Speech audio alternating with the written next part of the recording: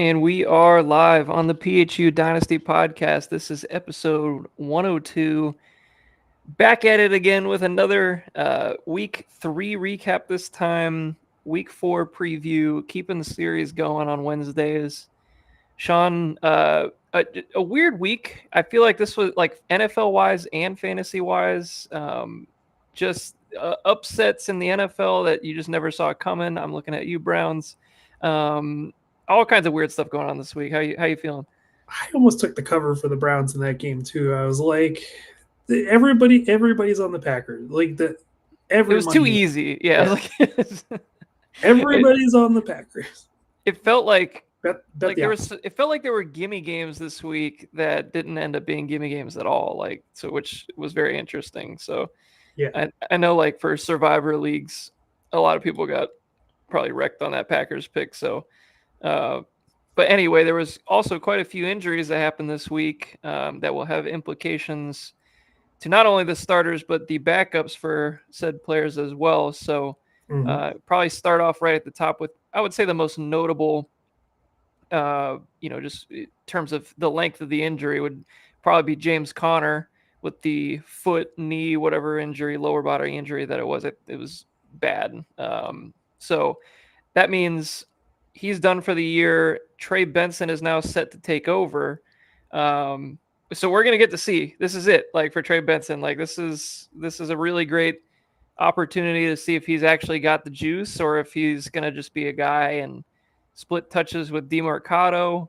Um, Very interested to see how that looks. What do you think? The outlook for me on the Cardinals is horrible. I think they're awful.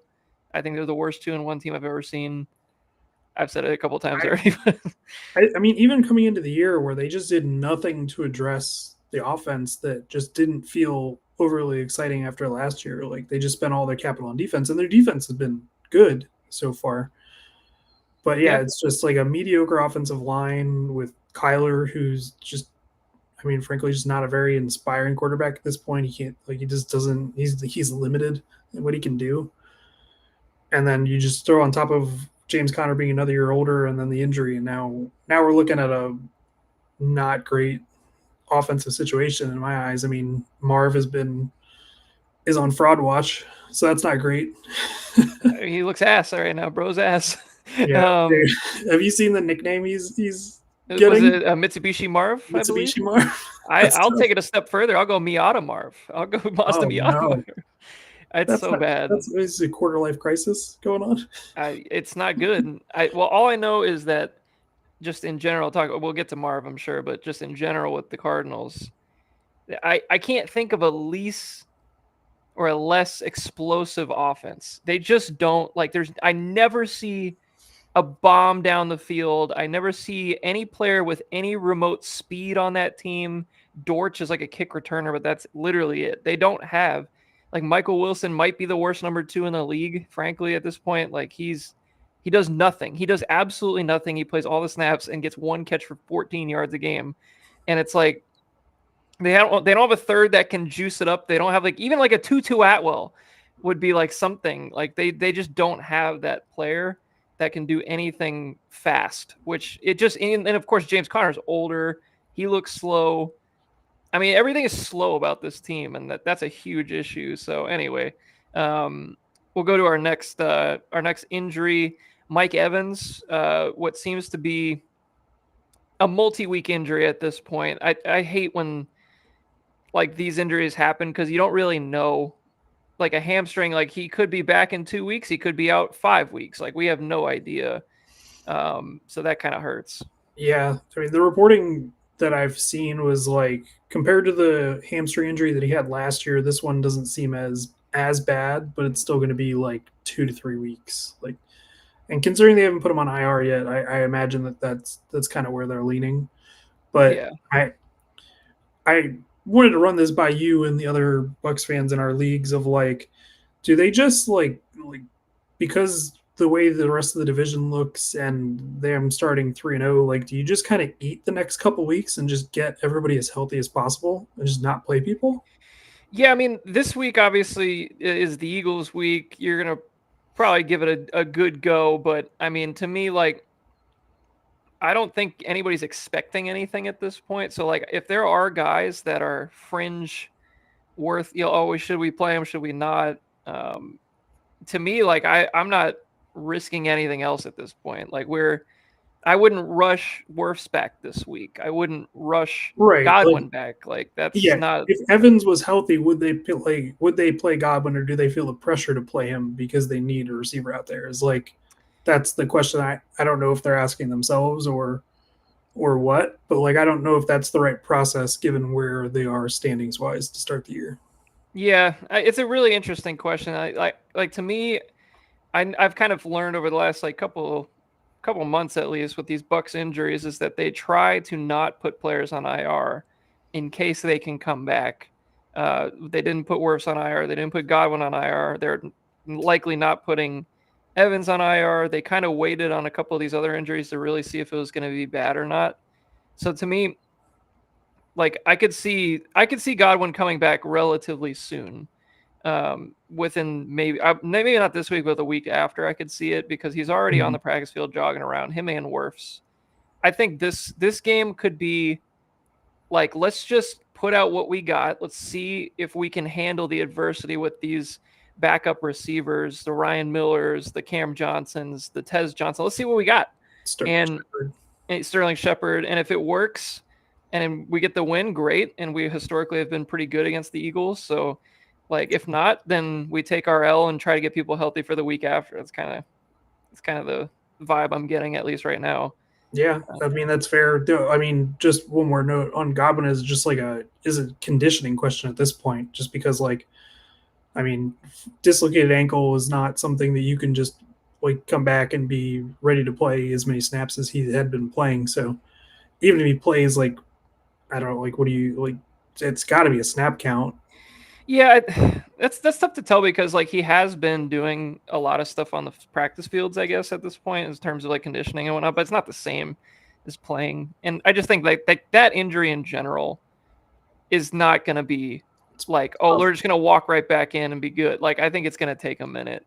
But what I do think it means is wheels up for Emeka Egbuka. He's going crazy now that he's the guy. And this might be a bit of a preview for next year because I don't think Evans is going to play next year. I think this might be it. So, breaking news. I mean that's definitely not breaking news, but I feel like that all the vibes I'm getting, like where he's talking about Emeka Egbuka is kind of like the heir apparent, and this injury that's literally been this hamstring for Evans has been 3-4 years in a row now. Like it just kind of feels like this might be the last ride for him. I mean, I specifically remember us making jokes about, well, maybe Evans can hold his hamstring on long enough for Godwin to get back before the season started. I know we made that joke at some point, and here we are. He got close. He got pretty damn close. It would be anyway. It's great if it's just Egbuka this weekend. It's a great measuring stick for him going against whether it's Quinyon Mitchell or DeJean out of the slot. I think that's a fun matchup just to like as a football fan. So. Yeah, I think we're going to get a lot of Tez Johnson this week too, which it'll be interesting. I think it'll be Shepard and Egbuka starting on the outsides, and then probably a mixing of Ryan Miller and Egbuka and Johnson. So that'd be kind of fun to watch at least. And maybe this is the week that Cade Otton gets more involved as he usually does. So when people are injured, he actually kind of starts seeing the ball a little more. So we'll see on that one. More injury stuff. We had Tyrone Tracy. It looks like he's out 2 to 4 weeks in that game on Sunday night. It kind of elevated Scadaboo into that every down kind of role with the sprinkling of Singletary. Scadaboo looked really good. He looks like he does not care about his brain. He just absolutely goes hard, and or whatever defensive end's ribs are exposed for his chip blocks. He's a freak for sure. Every time I watch him, I just like it's not exactly the same, but just the vibes I get from him are just Doug Martin. Like that short, he's got the chubby cheeks going on, the little muscle hamster thing going on. Like I see he's obviously a lot more physical than Martin was, but I mean Martin ran hard too. So like I kind of see him in that same vein a little bit. I just respect the the interracial comp because usually you just get lumped in with any other white running back that's done something. So I don't really like. When was the last time we've seen any white running back like this? I don't think we really have, to be honest. Like not with his stature and like the way he plays the game. Like he's a very unique player, frankly. So yeah, for um, sure. Yeah, it's a bummer for Tyron Tracy because like I think the consensus after week 2 was like, okay, well this is over. Scadaboo's gonna get the backfield, and then Tracy started that game and he was getting most of and the he work looked before that decent happened. too. He was looking good. Yeah, So that's I said that to that's a myself bummer. because I took the over on rushing yards for Scadaboo, and I was like, wait a second, Tracy's back. Like, it's like, what are we doing here? First couple of drives, and then it hit. But anyway, we got some more injuries, unfortunately, to talk about. We had Najee Harris, which I once again do not have the clip. That might be the last time we ever used the clip, but I should have had it. Hey, we need Alex to re-record a sadder version of it for us. Najee Harris, like some depressed version of it. I mean, this might be it for him, honestly. I mean, he's obviously had the eye thing going on, but an Achilles tear for what will be a 28-year-old running back who was on a 1-year contract, prove it deal before this.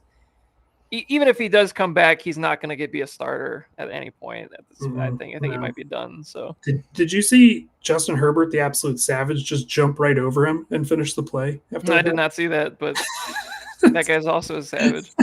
he fell after taking one step, and Justin Herbert was just finishing the play action and just hopped over him and threw a strike down the middle of the field. Yeah, that sounds. Dude, Herbert's good. Herbert's the fucking route. I love OG Herbo a lot.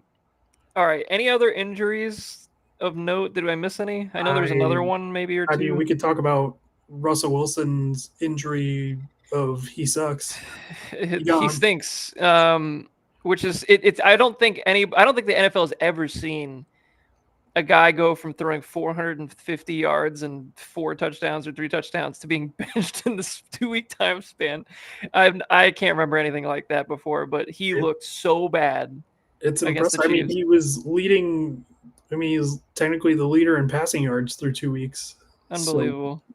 I mean, he looked horrible again. Like he looked like he was trying to get benched. Like anything that you could do to be benched, he tried to do it. Basically, I mean that goal to go series was one of the roughest watches I've ever seen. Unacceptably. All field like that. So bad.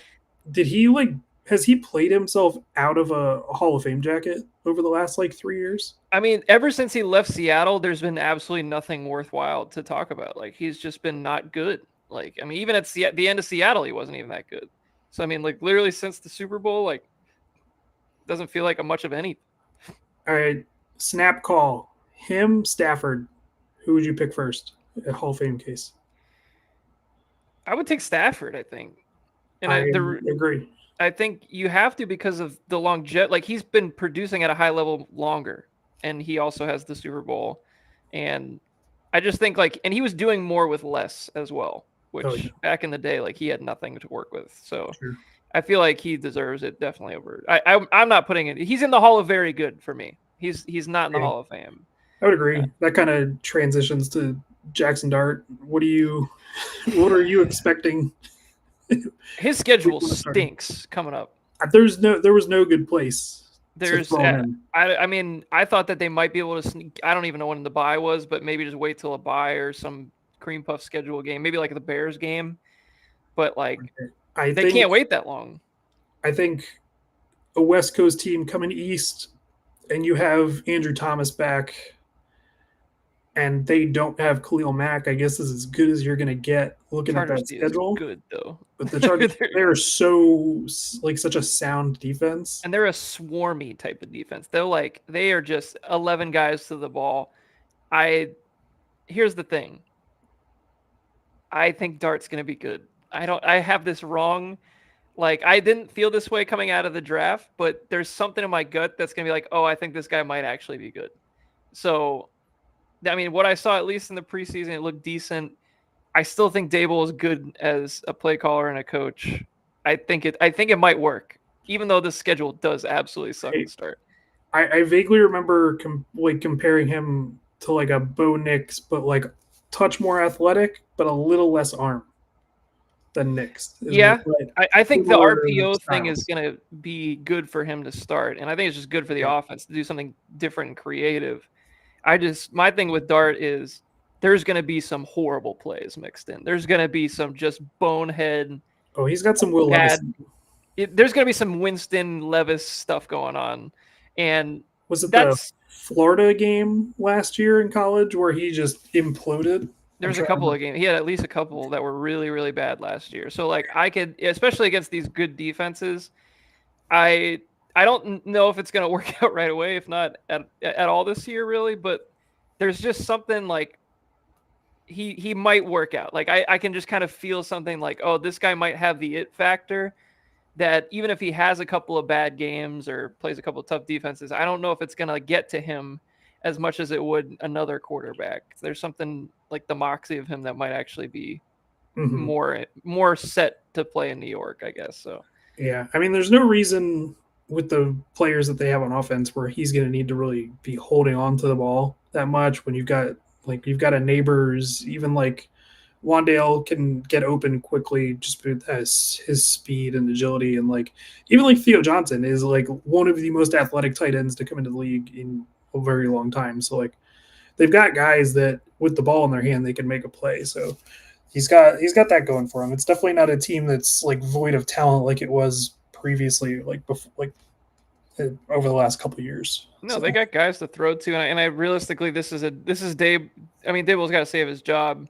You can't just keep trotting out Russell Wilson, who's just throwing moon balls. Something has to change. I think the RPO side of the game and they can start playing more on time, more screen passes, more quick throws, like things that just Russell was not going to be doing. So I think that's just going to be good for the Giants throw in at general. The middle of the field on an RPO, which Russ did not do. I don't think I saw him throw over the middle one time. And I mean, they got to find out like if he's any good, because if they're going to continue to suck, then they're probably taking another quarterback. Yeah, and even if he's like a middling quarterback and he looks like reasonably decent, like for most of the year, like that might be enough to save their jobs. And that's really probably what Daboll's banking on at this point. Is like, can we just be formidable? Can we just not look like complete ass like we've looked a couple years now? Basically, literally 3 years. It seems like they haven't looked good at all. So if they could just look competent, I think that would be enough to save their jobs. But we'll see on that. With that, let's get into the week 3 matchups. Had some interesting games. Not so many close games, I'll say that, but we did have. I noticed this week there was, and maybe I don't know. You tell me if you feel this way, but at least from the running backs, it feels like there's maybe like 2 guys a week, at least so far this season, that just kind of like really go off, like the Taylor, obviously this past week, and then the rest are like 18 carries for 57 yards. Like it just doesn't feel like the running games have really like popped. Maybe a little bit more from the receivers and things like that, but I don't know. It just feels like in years past we've seen more efficient running, where there's more 18 carries for 90 yards and a score or something like this. This year I feel like we've been in so many like dud games from an efficiency standpoint, but maybe it's just me.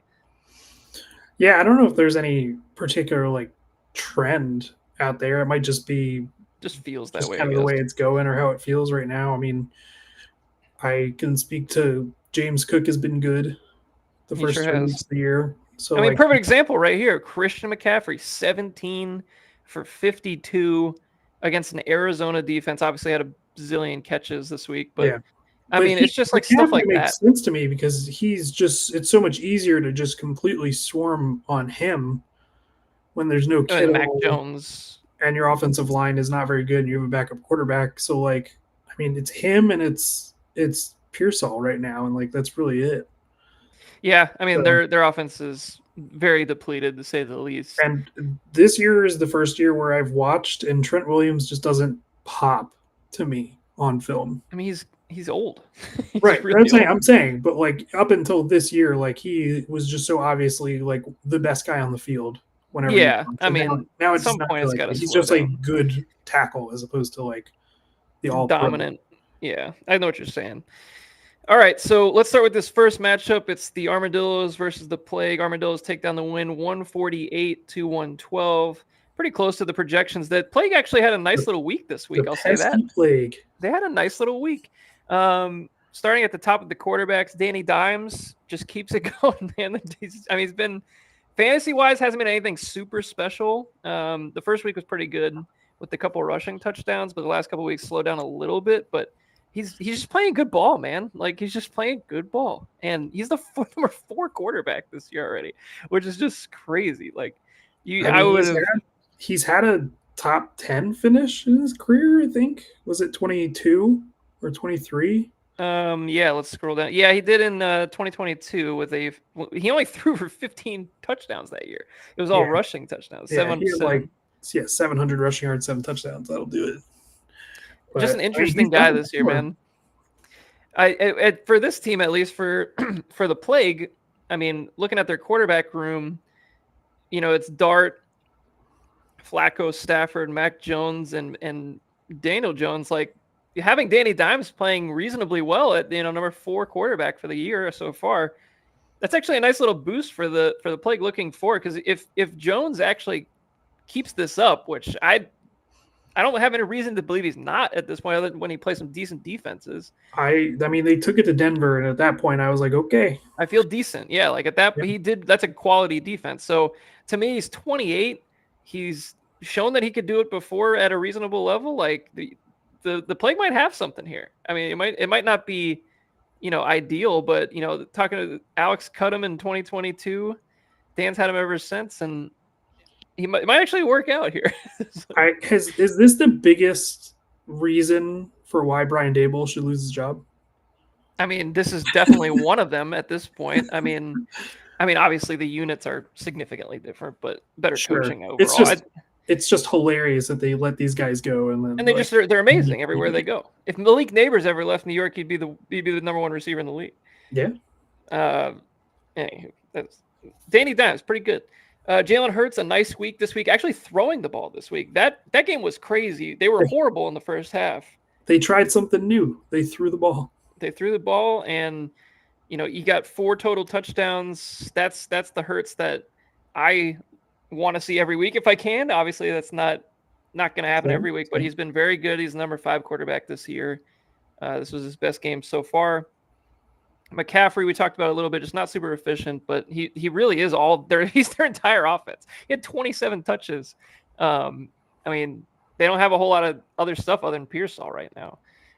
Nick Chubb, not a good game against Jacksonville, 9 for 38. He doesn't have it anymore. I hate to say it. Like, I watched him run against the Bucks.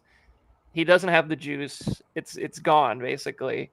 It's just he's kind of cut at this point. He's a plotter, and he can handle a decent amount of touches, but you don't feel good about Nick Chubb at this point, right? Like, yeah, I mean, no.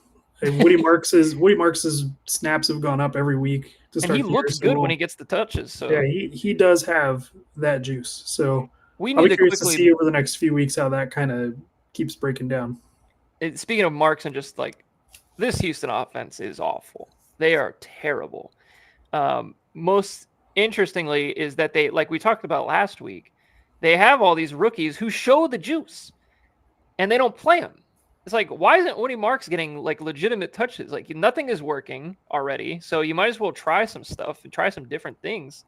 Like, do we need to see Christian Kirk? Like, can we see people with some actual upside? Like, because this offense is just not it. And obviously their offensive line is terrible. We all knew that, but Stroud hasn't looked good either. Like, nobody's looked good in this offense. Honestly, the offenses look worse than last year with Slowick. If there was ever a get right week, it's this week.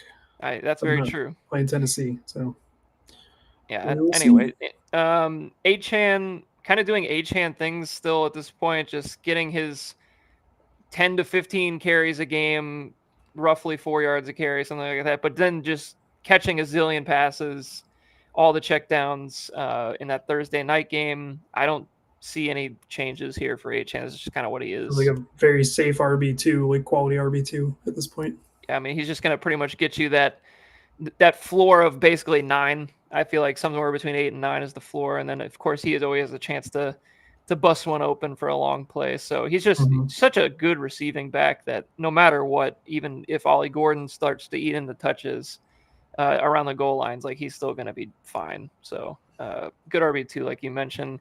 Kareem Hunt against the Giants. This running game also for the Chiefs looks horrible. Nobody looks like they have any juice. Once again, why don't they turn into Brashard Smith? I don't know at this point.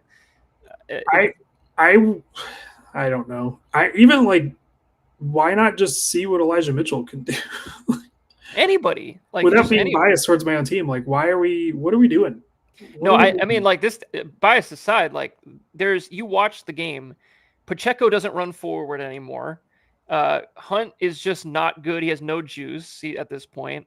What more do you like? Brashard Smith gets a couple of touches every here and there, but like, why not see at least on third downs if he's got something? Like, let's just see something from Smith because there must be some bigger reason that we're not getting. I don't know. I mean, it's worth holding some reservations until like you see Rice and you see Worthy on the field again, which it sounds like Worthy is coming back this week. But On a I limited basis, I think. yeah, but I mean, you would assume that that will open up the offense a little more. I hope And so.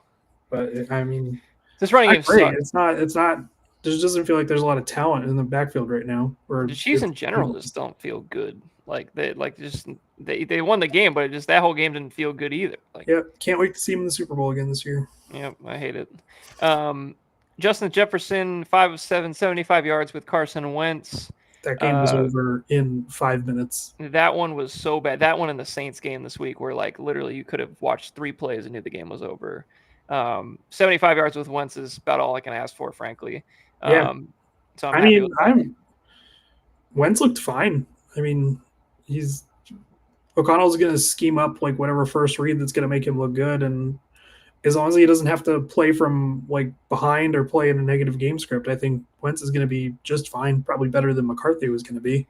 Is there any So, coach that you trust with a backup quarterback to start? Then LaFleur, yeah, that's another good one. They're both great. yeah, I mean, Shanahan, those guys like that. they just make it work.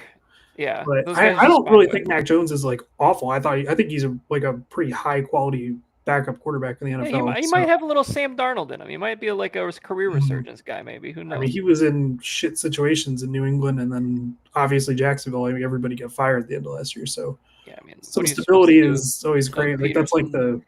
it's like the quarterback rehabilitation center is there, and and Yeah, it's the Minnesota. Poke Center from Pokemon. So you just Yeah, I mean, trip hey, them on that table Daniel and everybody's Jones good. spent the second half of last year in Minnesota. Look There at you him go. now. Hey, Look at him now. it worked out. It really worked out. DK Metcalf, literally, he's 8 points a week at this point. It seems like for the first 3. It's not Yeah. pretty ever. Not great when but you're relying on touchdowns to get the 8 points. yeah, you don't love that. Steelers just in general will be kind of a continued interesting watch at this point because it just hasn't looked great other than that first game. Was there a bigger week 1 matchup that really misled everybody than that Steelers Jets game? No, certainly, I knew that game was a joke in general, but like, I mean, because the Jets defense is not good. No. But And we thought that the offense was amazing because we assumed Pittsburgh's defense was going to be good this year. we did because Pittsburgh historically has shown us they've been good, but they have not been good this year. It was a double lie on both Yeah, sides. it was very strange. It was just like a horrible, like, misrepresentation of like what that team. I thought at least for the Steelers defense, the front 4, front 7 in general would look better. They have not looked good at all. And it's actually been the secondary that's looked slightly better. So with Ramsey in there, so I don't know. It's all backwards. That's a team that just feels destined again for a 9-8, just bounce in the playoffs. Just unbelievable. Yeah. Every year it's the same shit. Next on the list, we got Nico Collins on my side. Actually played well this game. He just overall one of his best games of the season so far. But he's literally the only thing that's working in that offense at this point. Like there is nothing else working, and as long as they keep targeting him, obviously I'm happy with that. But like the vibes are just not good in Houston. Jerry Jeudy, brutal game, 1 of 5 for 17 yards. He has not been good at any real point this year. Like that offense looks like ass, other than Judkins at this point. I don't even know what you do with Jeudy at this point. I mean, he has no value trade wise. You just kind of hang on to him. That's get ready to learn XFL. I don't know. Judy seems like his contract will finish and then he'll end up on like the Bills before he retires or something. Like just one, or the Ravens or one of those teams. I mean, given the way the Chiefs like recycle shitty receivers, it seems like the Chiefs. That's like there's 3 teams: it's the Chiefs, Bills, and Ravens. They always just find some random guy. He's got to wait for Juju to retire, and then he'll just take over the Juju spot on the either the rotating Raven spot or the rotating Chiefs spot, whichever one they want. Rome Odunze has been great to start the year so far. Lots of targets every single game. He's had touchdowns in every game. He's the number 2 receiver already on this year. This was probably his worst game this week. Had a couple of weird plays and a couple of drops as well, but he's looking like the guy there, which is great, obviously for the Armadillos. But that offense just looks so much better, and they should, because the Dallas Cowboys have one of the worst defenses I've ever seen. But yes, unsurprisingly, it took them a couple weeks to get going because young quarterback, still new offense. Like it's not surprising. Yeah, I honestly like he's got to be like a wide receiver 1 the rest of the year to me. Like, I mean, he's shown it. To me, he's at least a 2 at this point. Week to week, their matchups are very good the next few weeks too. I mean, if you really think about the Bears in general, like, dude, they played Minnesota week 1 and Detroit week 2, and Detroit has looked very good defensively as well. So like those are 2 tough matchups. He's done well in both of those. Gets the cream puff one in Dallas, does well in that one. Caleb Williams looks better. I'm feeling pretty decent about the Bears, even though they started so poorly. Yeah, I gotta imagine there's going to be more shootouts on the horizon too, because like that defense is not good. Like Dallas got super unlucky with the injuries they had in that game. Otherwise, I imagine that game would have been like probably closer to like 60 on the over/under by the end of that game. Yeah, so, I mean, I would have taken the over. I mean, what's crazy too is like he's gonna get, like you said, Vegas is like a halfway decent defense, but Washington can be beat. New Orleans can definitely be beat. Baltimore has been very bad secondary wise so far this year, which is a shocker. And Cincy is a joke. So like there's going to be some good weeks for the Bears offense in general coming up.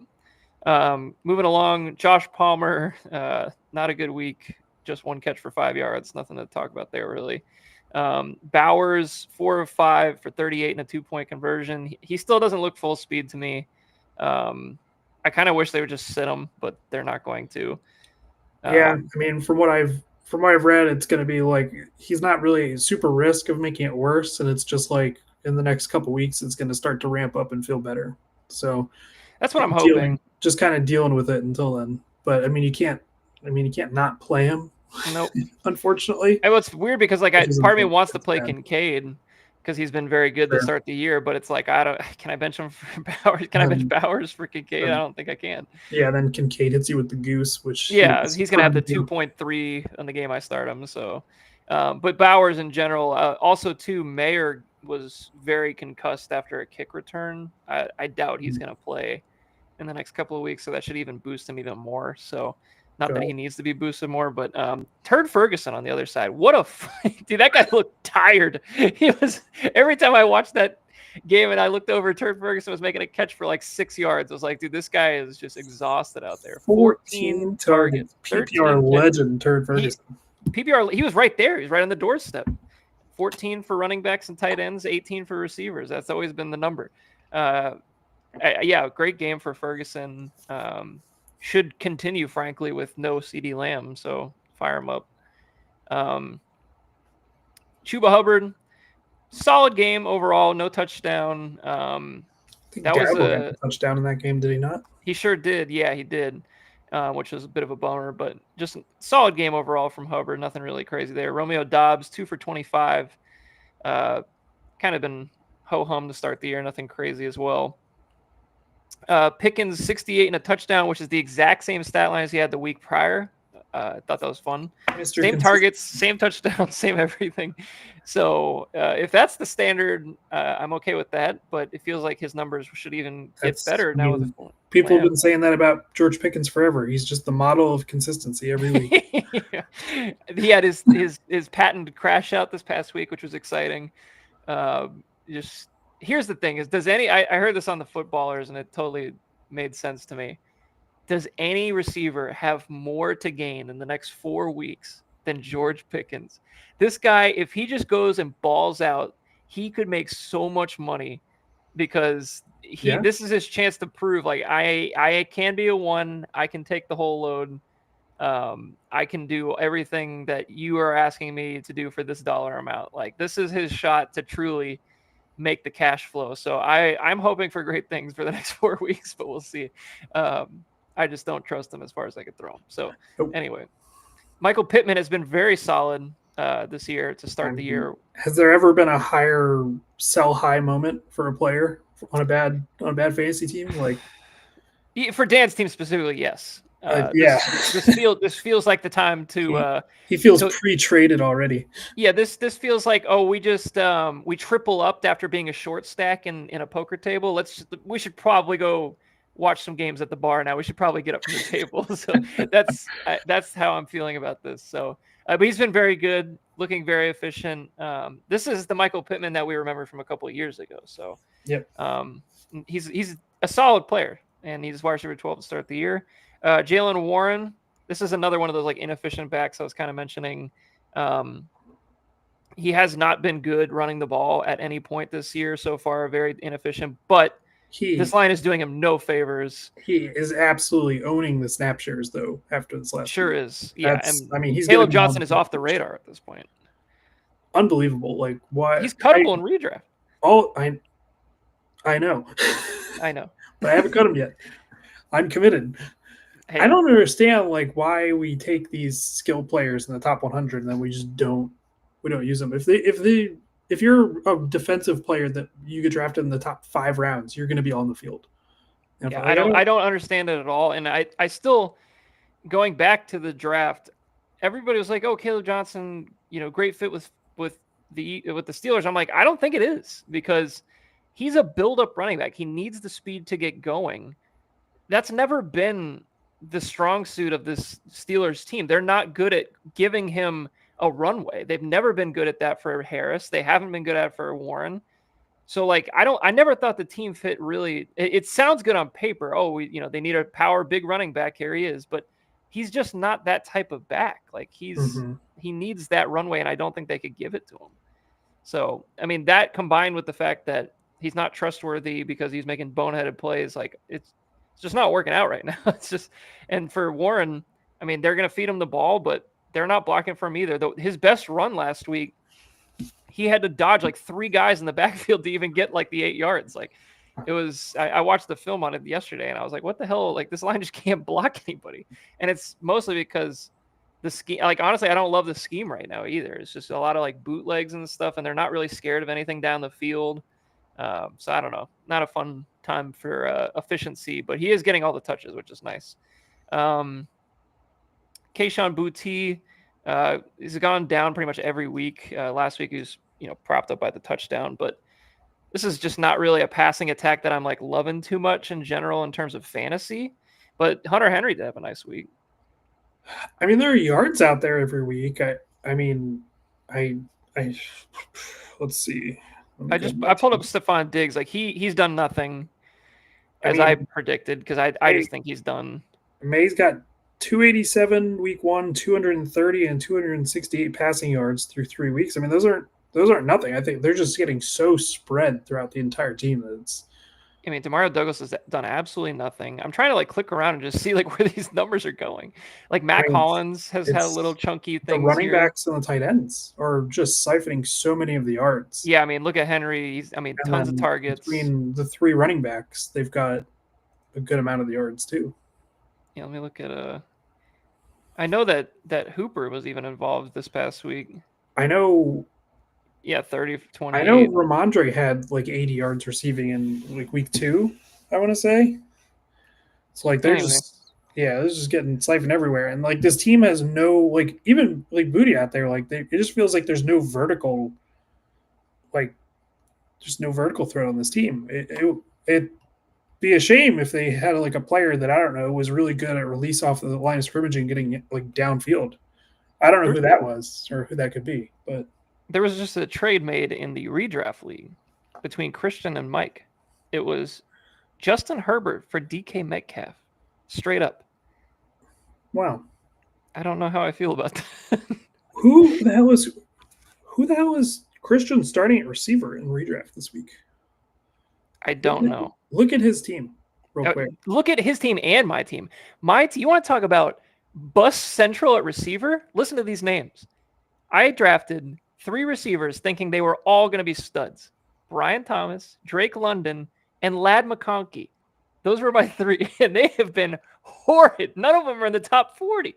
So it's just not a good time. Also lost would you like T. Higgins from my team? You can make a trade. You can have another bust at receiver. I don't need any more busts. But the nice thing is I picked up Quentin Johnston, but what am I going to play Ladd and Quentin? This is terrible. I mean, yeah. I just wish Brian Thomas would show up. We'll get to him in a minute. Yeah. Anyway, keeping this moving, we should mention Minnesota defense absolutely was the reason that Dan's team kept this somewhat interesting. Might be another trade candidate. Seriously, honestly, at this point, I might trade for him. I'll take him. So anyway, just not a super crazy finish game, kind of an expected win, I would say, on my end. But the play can get a little feisty. Next, we'll go to your matchup against the Elk. Elk had a very bad week this week.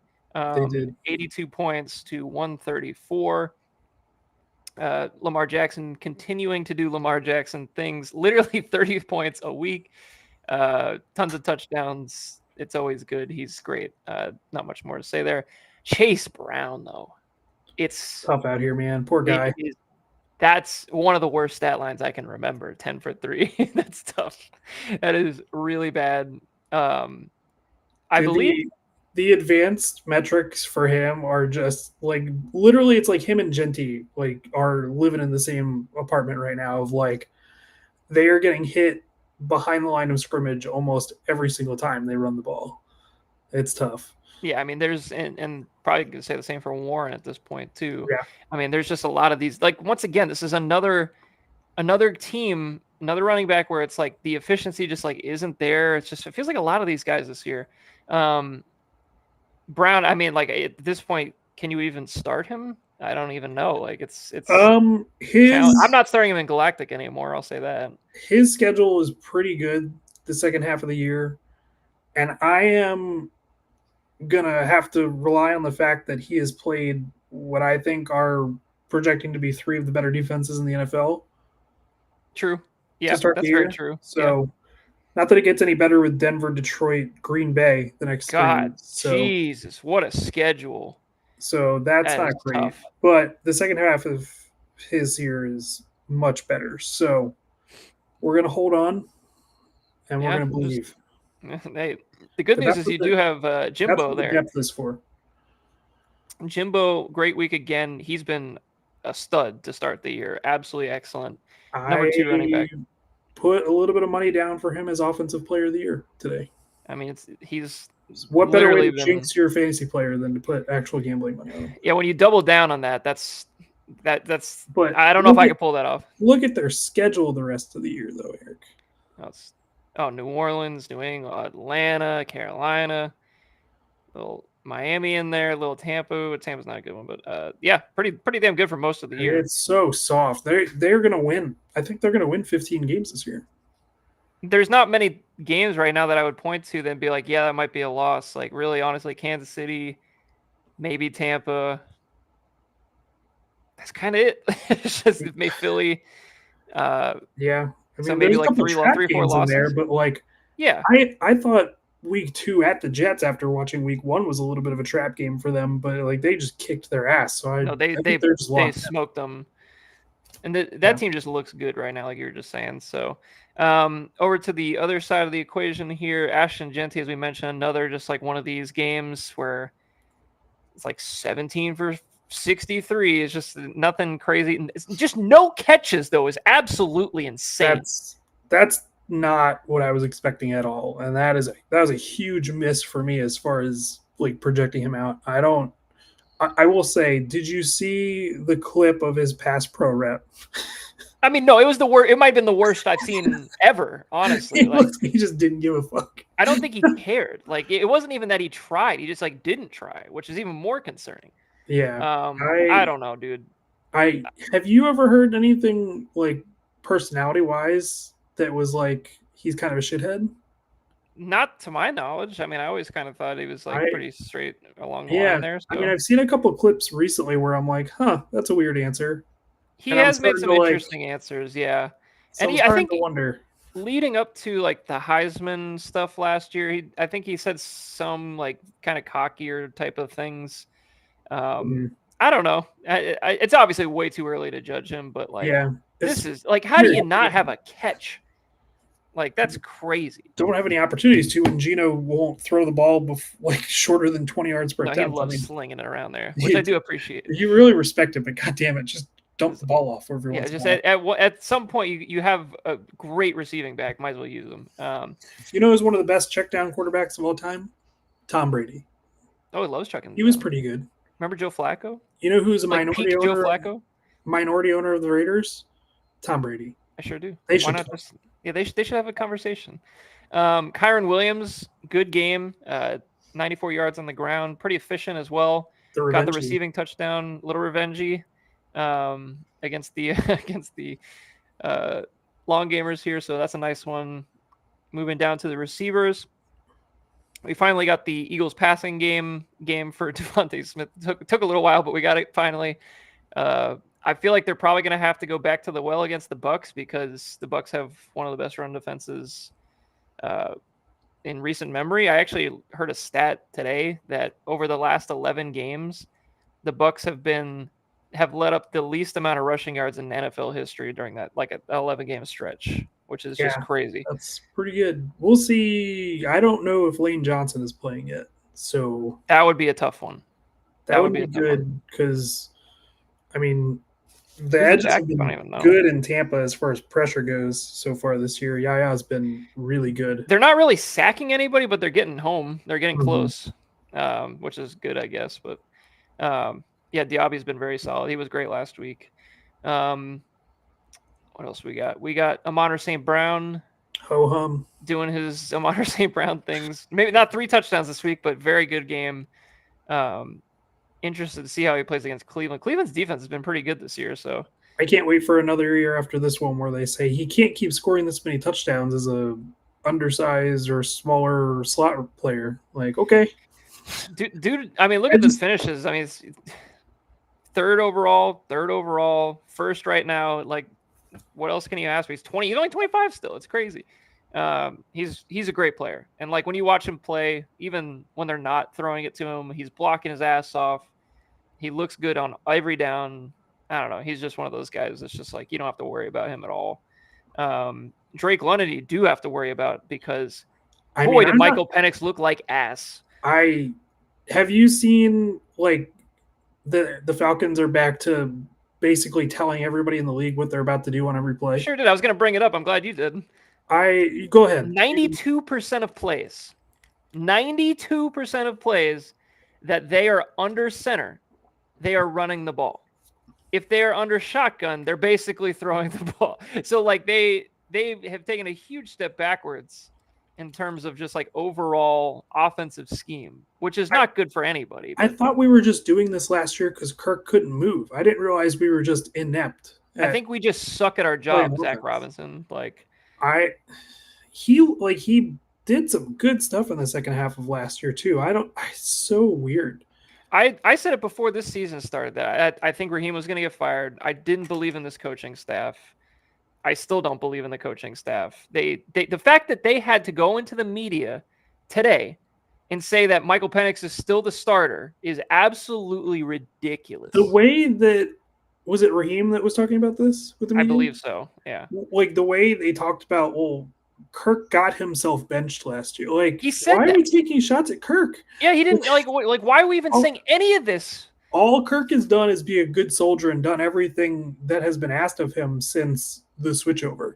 And I like Raheem. I just don't think he's a head coach, man. I just don't. Like, I think he's going to be a better DC, and that's his thing. Like, the management of this team between the ridiculous use of draft capital, the Penix pick, the coaching They lose close games all the time. The kicking situation is now a complete shit show. I mean, nothing about this team gives you any confidence. Like, it's just like, I just don't believe in this team. And I'm definitely a little bit of a hater because I'm a Bucks fan, but like, I mean, Sure. there's just no real reason to like give you warm fuzzy feelings at this point. And especially for London, I mean, if they know they're going to throw the ball, like, then who's it going to go to? It's not going to Pitts. It's not, I mean, barely He's Mooney the at this first point. read on, I would say, like at least a third of their passing plays. He's the guy. He's the guy. So they something has to change. He's wide receiver 64. I mean, like, that's just not going to cut it. Yeah, Like, we could really use 100 yards and a touchdown this week. That would be great. it sure would. I'm not going to bench him.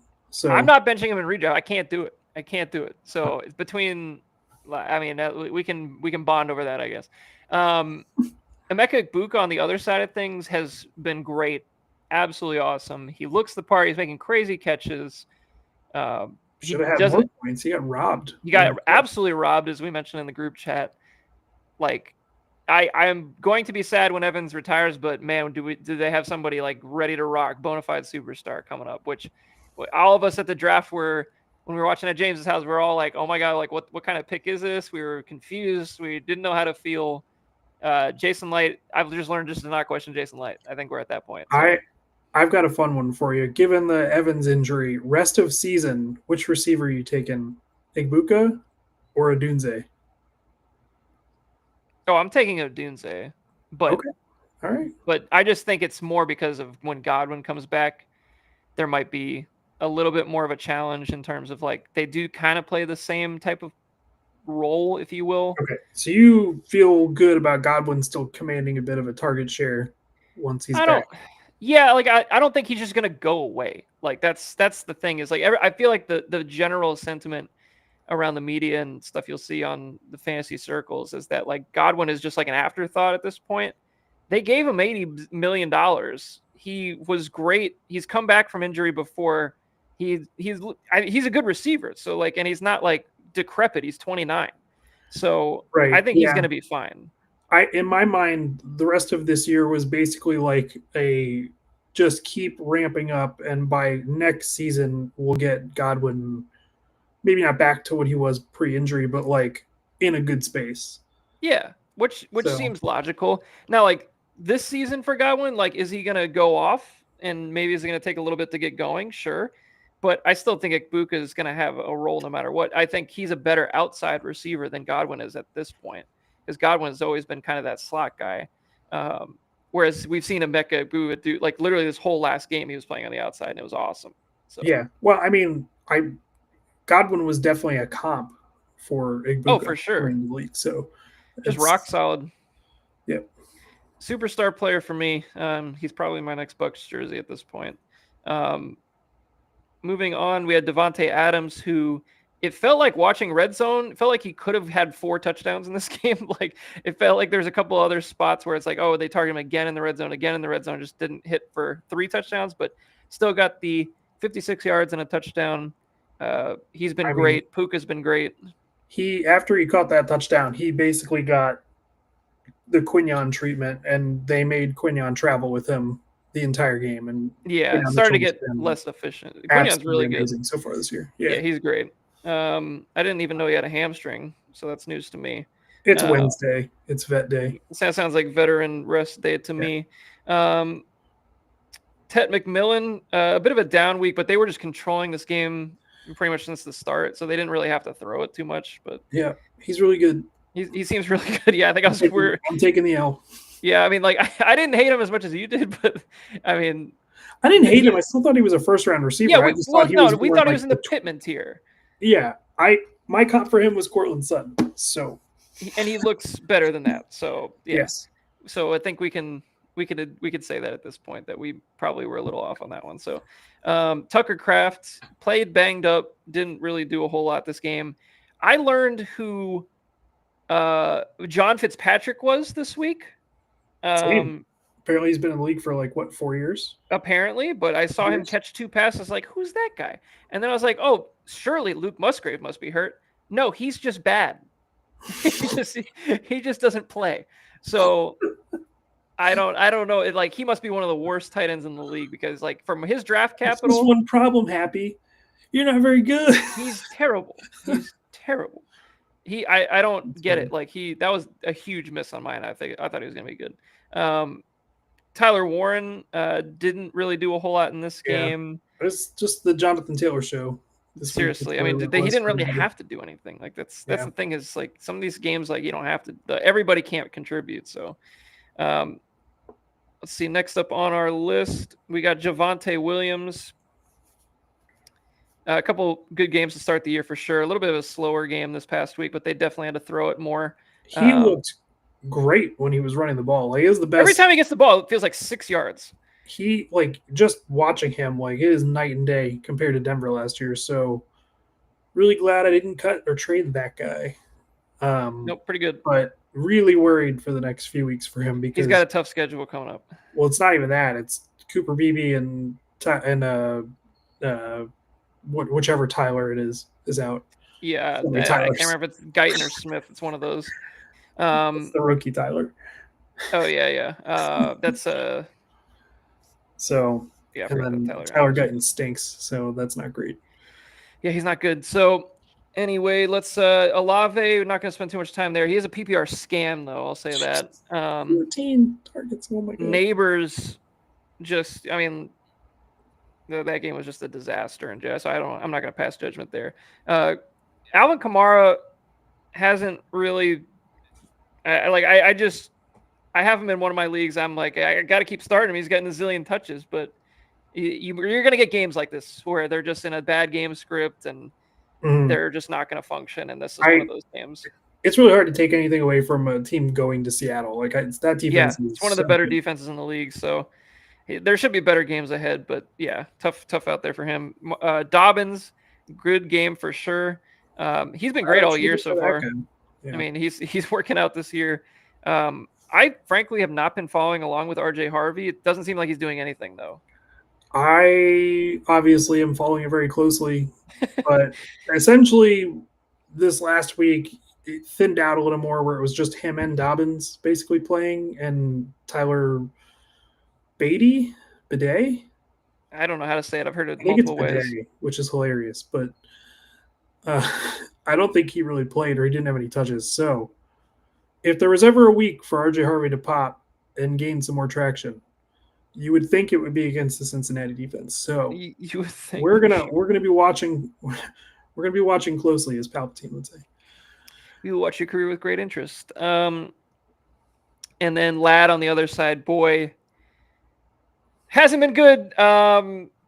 Literally all of the secondary target. I mean, apparently Quentin Johnston is the guy, which once again, I don't know how more wrong I could be at this point for that trade. Like that trade has gone so differently than what I thought was going to happen. You're not alone. I don't think anybody at all saw this coming based on his first 2 years. Now, did I think he was going to be dog water ass? No, because he did do pretty good Justin Herbert. So he plays with Herbert. He actually functioned last year pretty well. I didn't see this, but I wouldn't have been shocked with a slight increase in his stats from last year. But he's on pace for 1,300 yards. Is it as simple as like he's just too athletic, and you put him with two other receivers that you have to respect on that team, and he literally just gets to do whatever he wants? I think that might be it at this point, and I also think too, there comes a time, usually in the third year, where you got to start thinking about contracts and your second contract. Oh, there might have been a Kenny Golladay alert. Got it. I don't want to say he's a checks to the bank guy, but like if you stink for 3 years, you have to like really prove it in that fourth year to get that second contract. For Johnston, like there was nothing in those first 2 years that would be like, oh, I'm going to really pay up for this guy in the future. So maybe he just took the training more seriously. He doesn't seem to drop as many passes. I don't know. It's just a weird, just like one of those crazy one-off things that happen in fantasy. Seems like every year, but Ladd has definitely taken quite a hit with him and Keenan Allen being quite involved as well.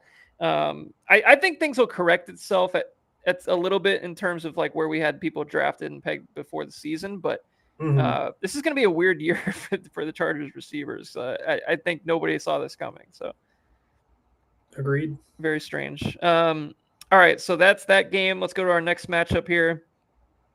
Bombers, Lambs. I thought this was going to be a bit closer of a matchup. Didn't really end up that way. Jordan Love started for the Bombers. Not a great game. Cleveland's defense looked very good in that game. They have a great front four. Mason Graham had a great game. Myles Garrett is incredible. The other guy, Malik Collins, is that the other guy in the middle for Cleveland? I believe so, yeah. He's been very good this year. Very, very good. I think he came from the Cowboys, I want to say. Could be wrong, but not – I mean, Love has just not been sensational at any point so far for fantasy. He's kind of just a middle-of-the-road quarterback. So right now, without Burrow, it's either him – say that, and he's going to Dallas this week. So maybe, yeah, let's fire him up this week for sure. But, yeah, just a tough year for quarterbacks now with Burrow being down here in Baton Rouge. I mean, we're going to have to decide between him and Tua basically at this point every week, and I don't feel great about that either. So tough start. But Justin Herbert on the other side threw it a zillion times in this game, 300 yards and a touchdown. He's really good. He's just like the numbers don't support how good he's looked in these first three games, especially games 1, 2, and 3. But if we're doing like a power ranking of MVP candidates, I think he's at 1 right now. Is he not? I can't really like. It's got to just be him and Allen. I mean, him, Allen, Baker. Baker's it definitely. I mean, you could argue that we're not even. We could be 0-3 without Baker. So yeah, I mean, three games, 3 game-winning drives, right? I think it's at least been within a score every game. So yeah, Herbert is really good. OG Herbo, I love him. Mason, great game. Cincy sucks. I don't think there's a whole lot more analysis really needed here. Yeah. He plays Pitt next week. Should be a decent matchup as well. So I cannot believe he is still on this roster. I don't know why somebody hasn't traded for Jordan Mason yet. I've thought about sending offers. He's a hard player to like price though. Like I don't feel like he's one of those guys that who knows, like if he plays good, he could stick with the Vikings and maybe be the starter again next year. Like it doesn't feel like just a rental potentially. So that I think that makes it a little harder. Travis Etienne has been great this season so far. This was his least efficient game, but that was by far the best defense he's played so far. He's just been very good. Not as much involved in the receiving game as I thought maybe originally in this offense, but he's been really good on the ground. So RB8 on the year, huge bounce back from last year. Obviously the Bombers love that because they needed him bad. So nice hit there. Kenny Walker, not efficient at all in this game. Didn't really need to be though, because this game was just over basically. Like we said, within the first 15 minutes of the game, first quarter was basically over. So they just kind of sold out against the run probably at that point, and it was a game script thing I think mostly for Walker here. He's good. Just imagine, can he stay healthy is the real question. So we'll see. Yeah, it's a great answer, Sean, because I don't know. Judkins has looked great. Yeah. So I mean, I wasn't his biggest fan heading into the season in the draft process. I was lower on him than most, but he's looking awesome. So I think I might take the L on that one. Another breakout game coming, and then probably a suspension after that. Yeah, who knows? I literally don't know. Feels very NFL for him to break out and then get suspended. Yeah. Oh, wait, this guy's really good. We should probably suspend him. He's got some tough matchups coming up. I'll say that though. But it doesn't seem to matter. I mean, Green Bay was a good matchup. That was a pretty tough matchup. They were the best run defense in the league heading into the week. So they're just gonna get dog walked by Detroit. It's gonna be bad. That's ironically the Browns are getting dog walked. That is gonna be a tough game for them at Detroit. That pun was not intended. Hey, it was a nice pun. I liked it. Thank you. What are we gonna do here for the Bombers? This is tough. I didn't want to have to do this today, but we have to. Ja'Marr Chase. It was just that game sucked. I mean, it's not Ja'Marr Chase. Everybody knows it's not Ja'Marr Chase. The offense is not good at all right now. Jake Browning is border. I don't think he's good. Everybody was like, "Oh, he's a solid backup." I don't know if he really is or not. He had a winning record as a backup, Which is as a great, starter, great. But like, which look sure. at this schedule coming up: Denver, Detroit, Green Bay next 3 weeks. It's so hard to rank a guy like Chase because we know the talent's there and he's going to get his targets, but it doesn't feel like the upside is just so capped with this offense. That for the Bombers this year, losing Burrow and in a way losing prime Chase really sucks. Really, to kind of snowball this into Maserati Marv, Mitsubishi Marv, whatever you want to call him. There's not a lot of third receiver options other than Pearsall, I think, at this point on this team, which is a good one. But like the top guys, these guys have to be firing for this team to win.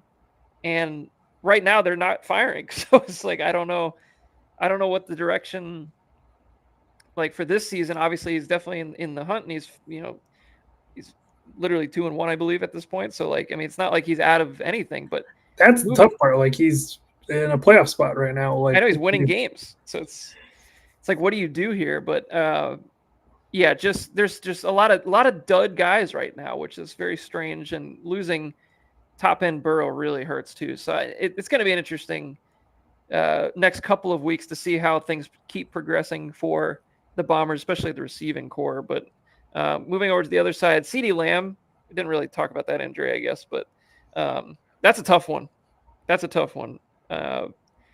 Obviously, the Lambs are drawing dead at this point if Lamb doesn't play, if Brian Thomas is continuing to be ass.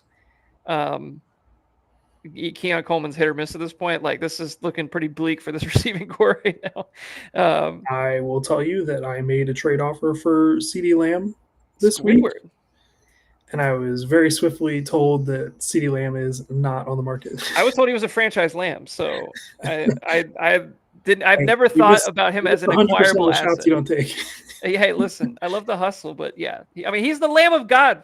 I mean, like, what are we gonna do? You're not gonna trade the Lamb of God, of course not. I respect the holdfastness of this. Yeah, he loves his guys until he doesn't. Brian Thomas, dude.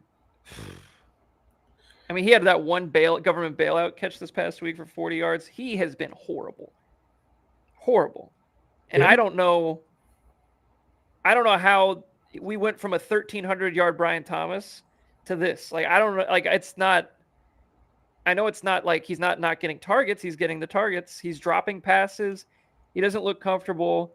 The offense just doesn't look like, at least the passing game is not clicked for this team so far. Parker Washington is. It's like he did like a Freaky Friday with his first and second year, and he just flipped them. Like, this is what I think a lot of us would have expected last year.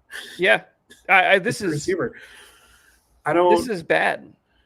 And it's hard to say that it's 100% on him because Trevor Lawrence has not shown to be an accurate quarterback the last 2 seasons. So like, you can't say it's all on him, but like, he's not doing himself any favors on the field. No, and I hate this. Like, I'm just drinking the copium right now because I have him in redraft, but this can't continue, right? It can't be this bad for the whole season. Like, I think at some point this corrects itself. This passing game corrects itself a little bit between him and Hunter, frankly. I mean, is it just going to be? I would believe the correction with Brian Thomas 10 times more than I would like for Hunter, because just the usage for Hunter is just brutal. It's not even like the snap count. It's just the way they use him is just not great. All I'm saying is that we're 3 weeks in. There's no way in your right mind you could project that Parker Washington and Brenton Strange are going to continue to lead this team in receiving throughout the year. There's just no way in my head. But maybe there is. I think Strange could. He's the only guy that doesn't drop passes on this team. So it's unbelievable. He's going to get, and nobody else is playing tight end on that team apparently. So this is a bad 2-1 team, by the way, the Jags. So the defense has been very good, very solid. Good defensive coordinators doing a great job. Keon Coleman, Just a kind of a big nothing burger week for him That's to life on the Bills yeah, receiver just room. it's just gonna be random week to week shit basically. Jatavion Sanders got banged up. He's considered week to week with a high ankle sprain, so he's no longer gonna be a starting consideration. Maybe we bust out the a little Kate Otten action or a little Hunter Henry action, obviously after last week. Just bringing up the average on that tight end room. I gotta say, look at this tight end room right now. Oronde Gadsden showing up as well. We got some live bodies in here right now. Bummer for the Loveland injury in that game. Yeah, that one sucked. He was like kind of like advanced metric wise, like to start that game. Like he was like the first read apparently on like multiple plays. So that whole game felt like, okay, here's all the guys that aren't doing any shit so far. Let's make it work. It's like him, Luther Burton on the flea flicker. Here's the ball, everybody, except for you, DJ. You suck. Yeah, I think DJ Moore is just absolutely cooked at this point. Like, he's got to get traded. I think he's looking for another house somewhere else. Got to be. Kyle Pitts, the starting tight end this week. That didn't work. Did Hawkinson score? That's tough. That I did not realize that. That is very tough. That's that tight end roller coaster ride. Yeah, that's tough. Dude, Kyle Pitts is just not it. I think I've finally given in at this point. Cam Scatterwood, we talked about a little bit earlier, looks great. I don't think he's ever going to be the guy that's going to break off a 40-yarder, but he's going to get a lot of 10-yarders, which is just fine. TreVeyon Henderson, what a weird week for that backfield. Literally, if there's ever a week for him to break out, once again, I feel like I've said that multiple times in this episode, but like he's gonna be. I would be shocked if he's not the guy this week. He has to be the guy. How do you go back to Ramondre Fumbleson again? The beat in New England said that he was the first running back up in drills or in practice far this week. Something's got to give here. Like this is fire him up this week for sure. Carolina's run defense is not great. I think he'll have a shot. Seti Tillman goes on the trade block I saw earlier this week. Just a big nothing burger there. Don't everybody make an offer at once. Yeah, seriously, that's a tough one. A couple of lamb chops down here. Whoa, we're just gonna rip right past Pearsall. Oh, did I? Oh, I thought I kind of mentioned him earlier. He's been great. He's been great so far this year. Great. Yep. Getting the targets, obviously this past week with no other options in that passing game, like he's the guy. So he'll get all the funneled targets and should continue that way for the foreseeable future, at least. Troy Franklin, big dud after a great game the week before. Literally a big nothing burger. Yeah, we'll say he is like firmly, like snap count wise, like the wide receiver 2 on that team though. Yeah, I'm curious. Pat Bryant has barely played, right? Yeah, he played 2 snaps or something. 25% of the snaps. Yeah, he's just not a thing right now. Marvin Mims, I haven't really followed along him. He's done basically nothing. He had the 1 touchdown. But that's Marvin Mims things, yeah. Yep. All right. So not much else to talk about there. So let's go to our next matchup. It's gonna be Muskrats. Well, Muskrats Plague next week, which is a banger. We'll get to that. We'll go to Muskrats Lionheads down here next. 125 for the Lionheads and 78 for the Muskrats. I feel like the Muskrats that we basically, from a week-to-week standpoint, that we need to talk about is our running back bet / projection that we had from last week.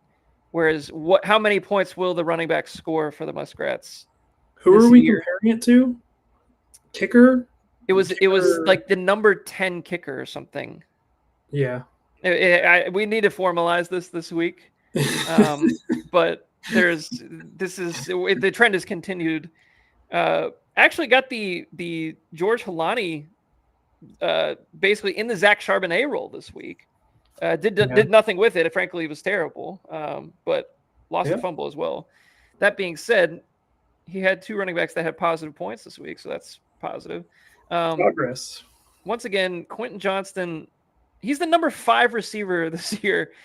He's been good. He's been actually good. I watched the film literally 2 days ago because I was just like, I need to see this shit for myself. Because you see the highlights or whatever on Red Zone. It's like, let me see if he's actually good. He's literally good at this point, which I is mean, crazy. yeah, all three of the receivers on tape are all very good. It's working, and this is the one like team that if you would have told me before the year that they were just going to go full pass happy, like I would have been like, no, they're not going to do that. And this is completely not Greg Roman offense. They figured out they have a boat back there at quarterback. Let's pass the ball. It's like, I mean, that's kind of last year. I was like, why are we not using this quarterback more and like the things that he's strong at? But now clearly they've reverted to this. So yeah, Quentin Johnston, wide receiver 5 on the year. Alex, I'll take things I didn't see coming for 100. How much for the fat guy in the circle? That's you. Next, we have a really, really good running back on the other side. 2 great running backs, frankly. This is going to be the strength of this, the stronghold of this Lionheads team for the rest of the year. Really good running backs. Impressive is 13 for 72, given the fact that the other team knows when you're going to run the ball. Incredible. Frankly, it's to me that stat line, it reads 13 for 72. The actual stat line is 13 for 107 because he had to do 30 yards of dancing to try to get back to the line of scrimmage.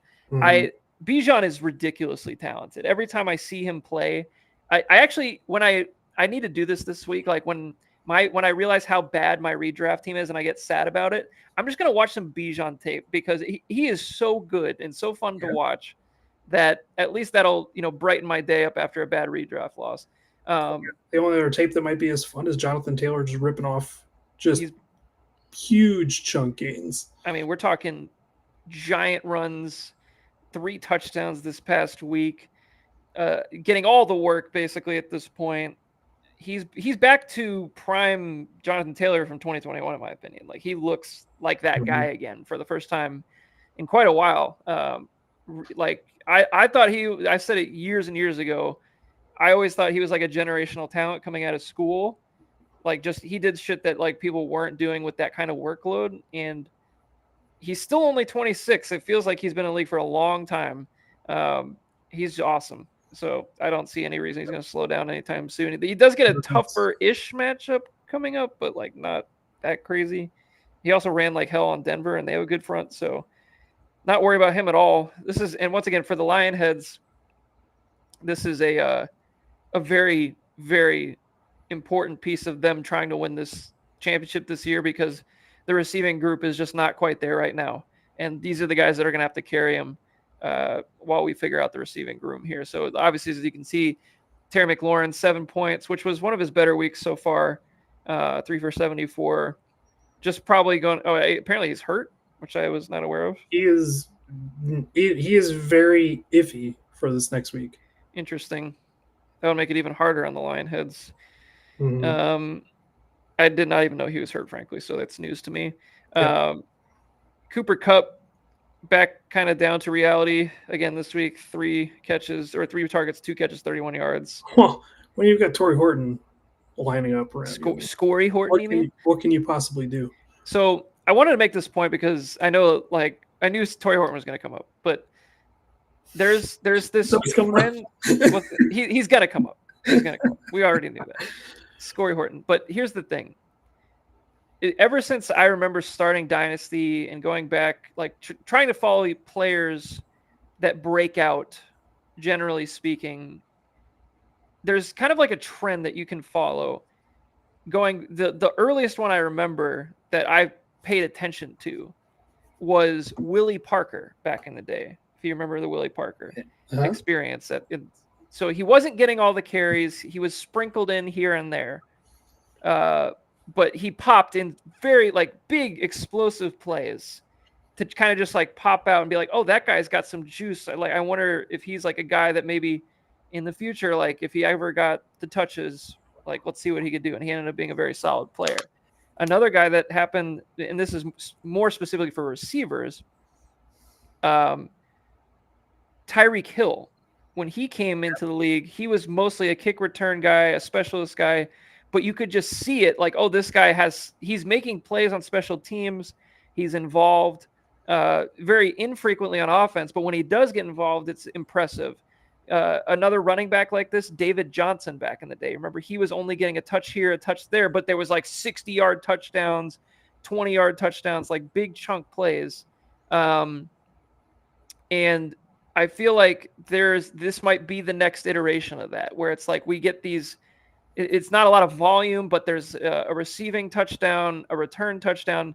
When guys just make plays, they tend to just find a way into like a longer term role at some point. Like there's usually these kind of guys don't just fizzle out, which is kind of why like Marvin Mims, I kind of thought might end up being one of those guys because he does make these splashy plays on special teams and like has these kind of explosive plays. But I think that offense is just a bit of a tough week to week bet. But most of the time when these guys explode on special teams or make these crazy week to like random, big long plays without a lot of volume, they end up being pretty good. So that bodes very well for Torrey Horton so far because he's not getting a ton of snaps, but when he does have the opportunities, he's making the absolute most of them. So I like that.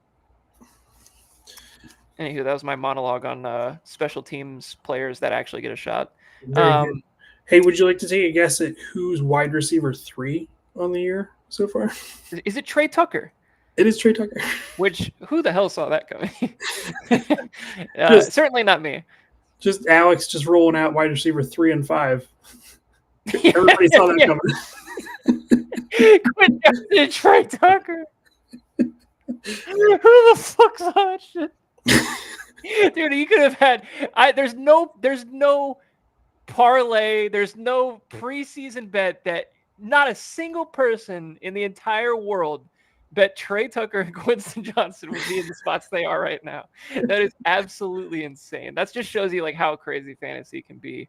The thing is, Trey Tucker is getting targeted a lot, and it's not like you would think, oh, Trey Tucker, this is going to be a fluke. Like this might not actually be a fluke. This might be a thing. This is a pro Trey Tucker podcast. We've liked him quite a bit. Yeah. So. And I remember Vince liked him as well. I think we all had him on our team at some point. So it's just funny that he ends up on Alex's team and he's the number 3 receiver on the year. It's just crazy. That is the fun part of being a shitty team is you can just roll out these guys. Oh, yeah. That's the best part about any sort of like rebuilding team is just finding these random shitheads to throw in there. And then when they blow up like this, it's the best. That being said, I don't think it's going to be anything close enough to dig this team out of this hole. But no, if you would have told me Trey Tucker would outscore Jacoby Myers by 20 plus, I would have disagreed with you probably. It's pretty wild. Yeah. Trey McBride has been awesome. Like he's another ho-hum guy. He is absolutely. He got his touchdown this week, which was very nice. Laporta, dude, Laporta just as an all-around tight end is one of my favorites in the league. Like he is so good at blocking. I just think he's a great tight end. Every time I talk or I hear anybody other than you talk about Laporta, they talk about how he's just an awful blocker, and that's watch not the case. And I'm like, what? I don't know what. Maybe it's just on a play to play. Like I do. That's probably something I need to put on my watch list. Maybe like if you're strictly talking like inline pass pro, sure. Like he can move in the running game. Well, that's what I'm saying. Like these trap blocks, these pulling blocks. Like he looks awesome. He literally sprung that long Montgomery touchdown this past week. It was all him in the second level blocking. And first of all, Roquan Smith is ass. He might be cooked. He's getting $100 million to not tackle. Like that is crazy. He was getting just the shit beat out of him in the run game. Those duo runs were just chef's kiss. Those things. Yeah, all the Penny Sewell. He's insane. Crazy. Keep moving on here. DeAndre Hopkins did not get his hero touchdown this week for Alex, so that's unfortunate. It had the same stat line as Zay Flowers, which is wild. This was the Mark Andrews retribution week, so who else? David Montgomery, obviously monster game, 29.4 points. Cannot say enough about his performance. And not only that, he looked explosive. Like he still's got the juice. It was broken down to me that like this backfield is easy to kind of like figure out when you look at the defenses that they're playing against. a team that like just is soft, it like down the middle, they're just gonna run down the middle with David Montgomery, and he's gonna have huge plays. And then if you can't stop outside zone, Gibbs is gonna be great. They're both gonna be good either way. They can play either scheme, Like which is if you're awesome. looking for like the blow up game, and your team is one way or the other like bad against one of like the other two, like you know what's gonna happen. Yeah. I mean, this is as good of a running situation as you could possibly have in terms of like real life football. I mean, like they can do any type of offense they want. They have all the personnel for everything. It's really Mhm. impressive. You remember when Um, everybody was worried about the Lions after week one? I mean, I was a little worried, but then I realized that Green Bay was really good on defense. So, um, anywho, uh, Chigakonkwo, good week for him. I'll say that. I'll give him his flowers. We love to shit on him, but he did have a nice week. Whoa, DeAndre whoa, whoa. Swift, You like to shit on Chicago. I'm fine with Chicago. He just had I think he's awful. dropsies. I just don't think he's a good tight end. I think he's just extremely replaceable tight end. That's what I'll say. DeAndre Swift did not look good this past game. Mr. Necessary. Is he the new David Opportunity? Like, Ironically, on the same team, I think. yeah, it's like I think the only reason you're playing him is because he's just touching the ball. Like he's not good. We all have kind of figured that out over different lengths of time, but uh, I just don't know. Like I don't trust him, but like at least he's getting enough volume to give you the floor of 6 points basically at this point, which is fine. But it doesn't feel good. It never looks good. Never looks So good. anywho, the Parker Romo 0, that's tough. That hurts team morale. It's almost as -1 points on your defense. -1 points for the defense is a tough one as well. Great for the tank, but doesn't even really matter for him. Bills also only getting 2 points against the Dolphins was kind of surprising. Anywho, we got one more game to review here, and we will quickly go through the week 4 matchups, which I don't want to like sugarcoat it, but it is the best week so far in terms of matchups that we have in this league. So last game here, Battle Axes, Cheese Fries. Tough week for the Battle Axes. Didn't really get much going. Cheese Fries really had a nice week with 164 to continue to put them at the top of the leaderboard in our league. Josh Allen doing Josh Allen things, just what he does. The Jets game was a bit of an anomaly because of the injury he got, but he's more than fine. Baker Mayfield, solid game, nothing too crazy. Didn't really get much going until the end there. Yeah, I mean, fine. Just all the injuries just kind of muting his actual like blow up numbers, but like, yeah, it looks great. It still looks great on field right now. So that's like, it's hard. You'd be hard. Yeah, you watch him and you're confident, like at least from a real life standpoint. So at least that's how I feel about it. Like I don't have to worry about Baker being the problem, which is cool. That's rare for historically for Bucs quarterbacks. When you go from all the bad years of just not knowing what you're going to get at quarterback to have Baker and Tom for the last few years, it's been very nice. Jahmyr Gibbs, really good game again. Not as efficient this time around, but did get the 2 touchdowns to pay him off. Just took so many hits in that game. He was getting the shit kicked out of him in that game. I'll say that. So like that, I did notice that too. When you texted me that, I was like, yeah, that totally adds up. Saquon Barkley, it was not a running week this week. That's basically the analysis I have. But I mean, he just so obviously like teams are so afraid to give up the big play that like he's getting bottled up for the most part so far this year. But it's coming. The big play's coming. Maybe not this week, but they're coming. Yeah, I'm not worried about Barkley. I mean, he still looks like the same back. It's just people are selling out against the run, and then when they do that, they get beat like they did this week. So, are we worried about Derrick Henry? One of the 15 to 16 different problems I have in redraft right now is worrying about Derrick Henry. He's fumbling every week. That's a problem.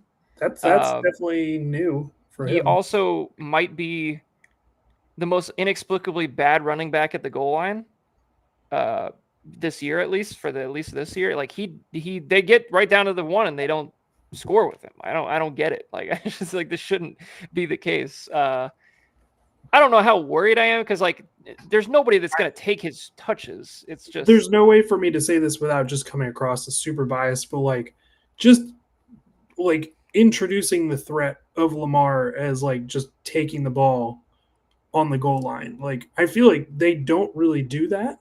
they don't at all. And I can't see how that wouldn't help like doing that once or twice so that teams have that on film because that can only You help. want to like them they efficiency. should be running RPO at the goal line. They should be. Right. Like but I haven't really seen it. So like Mhm. that could be something they have to like. Here's the thing: is this team is way too talented, especially offensively, to not be winning games. Like there's something is off. This defense clearly has got problems, but like it's like this is a Super Bowl roster. Like what are we doing? Like something is just off here. Yeah, I mean, having a mobile quarterback, the biggest advantage is in the red zone. Like it's just such an advantage to have a guy that can be a threat. Yeah, Like, and he's not necessarily like a Hurts or Josh Allen where he's gonna just bull you up the middle, but like having to make somebody hold on to the edge just that extra second to make sure Lamar doesn't get to the pylon is it's just an advantage. there should be You have to- people running free everywhere in this yes, offense. Like there should be. So yes. something is not right. Also, look, like the stat that they keep bringing up that it still blows my mind. He's got the most rushing yards of any quarterback in NFL history, and he has the best passer rating of any quarterback in NFL history. Like statistically, he might be the best quarterback to ever play the game. Like, it's just crazy. Like the fact that like if they never get a Super Bowl, I will feel so bad for Lamar because there's just it's almost never his problem. It's always somebody doing It's something. he, he's a really funny player to compare him to, but like the Peyton Manning esque, like not being able to get over the hump, Yeah, which it is has so funny a because little Rodgers in there too, where it's like, yeah, oh, something always holds them back from getting to that next level. It's just like hmm this. I don't know. It's frustrating because like I like out of all the other teams that I root for, like I root for the Bills and the Ravens the most probably just because I sure. want to see those guys win a Super Bowl. So it's just Yeah, like if that they're too good not to have a they got to ring. have at least one. Yeah, So I don't know. Moving along, talked about Evans' injury. That's going to be a tough one for Scavelli, who's already somewhat thin at receiver. He is getting great production out of Keenan Allen. I'll say that trade has been uh, very solid so far for him. Basically in a pick swap with a third rounder involved. That was a nice classic Scavelli veteran move there with Keenan Allen. T. Higgins though is going to be tough week to week at this that's point. just unlucky. Yeah. Good week, obviously, on this side. AJ Brown finally got going, which was nice to see. Who Hmm. knows how consistent that'll be, but Puka Nacua has been excellent.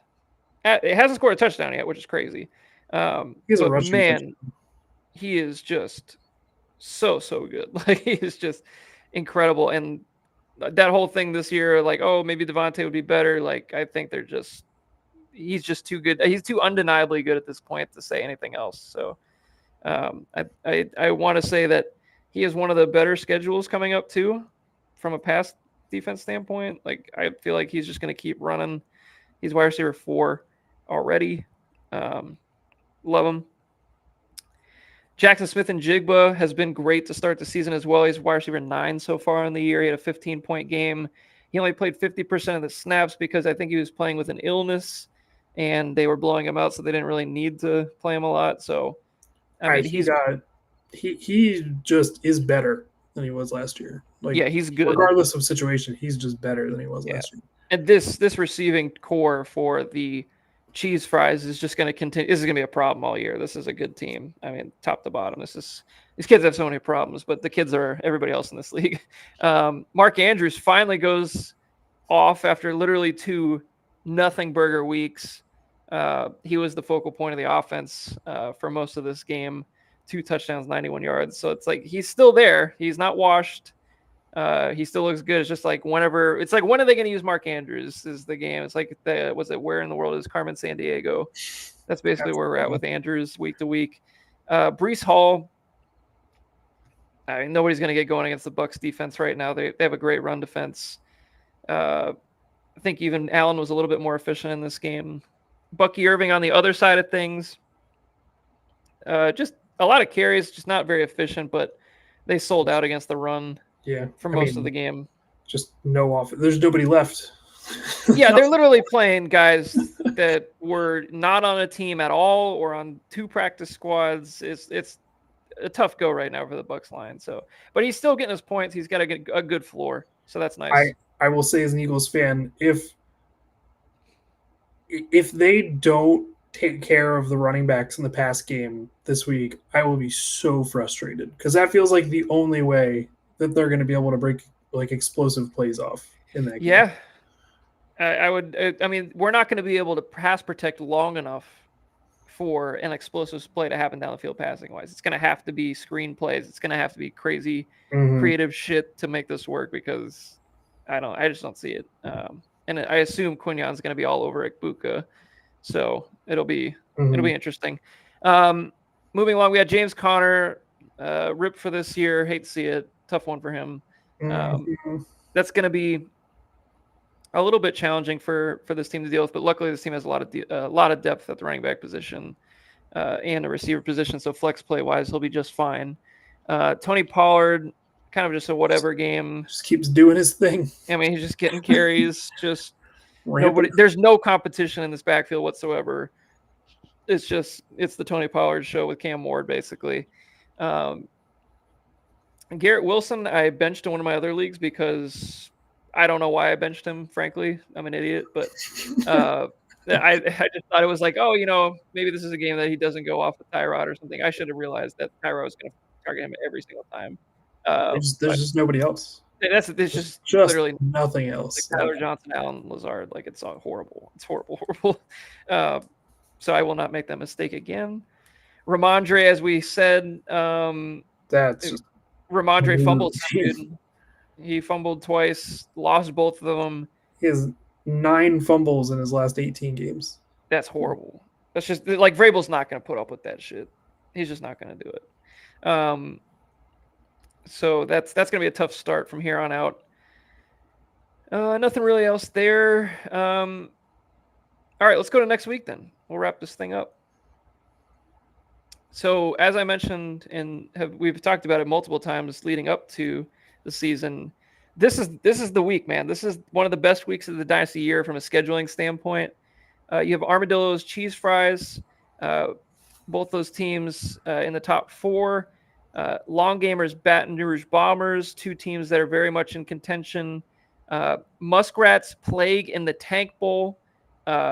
Justin Sr. needs to be looking at this game quite heavily for start-sit decisions, I would say. I'm going to be looking as well just because I'm curious. Actually, we should be looking right now. Let's see what we're trotting out right now. Okay, so George Halani had a Thursday game tomorrow. Charbonnet should be back. I don't think you should be playing Halani, I would say. Just throwing this out there. Who are we starting over him? Oh, jeez. Don't do this to me. Because there's 2 options. Well, the real option is Justice Hill is still on the waiver wire. So yeah, I mean, at least you'll get a catch or 2. I mean, I would play him over any of these 3 guys probably at this point. I mean, and also, Trevor Etienne lost the fumble last week. I think he's not going to play at all. Yeah. So anyway, and Pierce did not play. He was inactive. There is literally no playable back on this roster other than Justice Hill and free agency. So I think that probably needs to happen. Quentin Johnson, Jaden Higgins. Jaden Higgins. He's rolling out 2 top 5 wide receivers. So. Hey, I'm not going to say anything about the receivers at this point. And then Laporte is a no-brainer. I mean, I'd probably start. This starting 3 tight end shit's getting on my nerves. This is terrible. That's what I did my first year back. I understand. It looks so fucking bad. Like it's just rolling like for those touchdowns, baby. I mean, I get it, but Jesus. I will say, like, Luther Burden at this point should just be Luther needs in the to be a lineup starting player. He needs to be a player because He's he not gonna- only is he a great tank player in general, like he's good. He actually has the upside that you need. Like you're not starting. You can't sit here and tell me Chigakonkwo is a better start than Luther Burden. You can't tell. Like Mike Gesicki is not a better start than Luther Burden. That's just not. Yeah. That's not a thing. Even Parker Washington at this point, like, has Oh to yeah, probably he end should up in the be lineup. that he should on this team. He should be a start every week. I mean, at this point. So anyway, we need to take a look at that for next, probably at some point tomorrow, because Helani does have that game at 7:15 tomorrow night. So anyway, on the other side, kind of ho hum for this go. We get Jordan Addison back this week. I forgot about that. Yeah. So that's something. I'm curious to see what that looks like, just with how that offense has looked so far this year. Like, I don't know how excited I am about Addison, but no, especially with Wentz now, kind of. I mean, honestly, the whole quarterback situation might not be great, but I still think Addison is a quality receiving talent, and he'll find a way. But I don't know if he's going to be kind of a up and down, like low volume, like boom bust kind of guy. I would imagine this year. Yeah, I feel like he's like I don't think he's in the same category, but like a lower like a great value version of like a Jameson Williams maybe, where he gets like a few long touchdowns like he did last year, kind of pokes in here and there. Very Matthew Golden. Yeah, not too far off. Honestly, a great tank commander at this point. So I gotta tell you, this Plague roster, other than the running backs, like they got some guys. They're not struggling too bad. No, the pesky Plague, man. So anyway, this should be an interesting watch in the Tank Bowl. Let's look at your game against the Bombers really quick. Definitely has you favored as it stands right now. Any matchups sticking out to you in particular? I mean, it's just James Cook home against New Orleans. That's pretty good. That might be a 2-hundo game. That might be a 2-hundo. You just hope it's not over too fast kind of situation. Yeah, this is gonna be like, we're 12 for a 143. We're gonna just put him on the bench for Davis. I think the line is either 15.5 or 16.5 carries. No. Or just like the over the line. That's the how much the Bills are favored by. I think I'm gonna take the over. I'll take more than the spread. That's brutal. Something. I mean, other than that,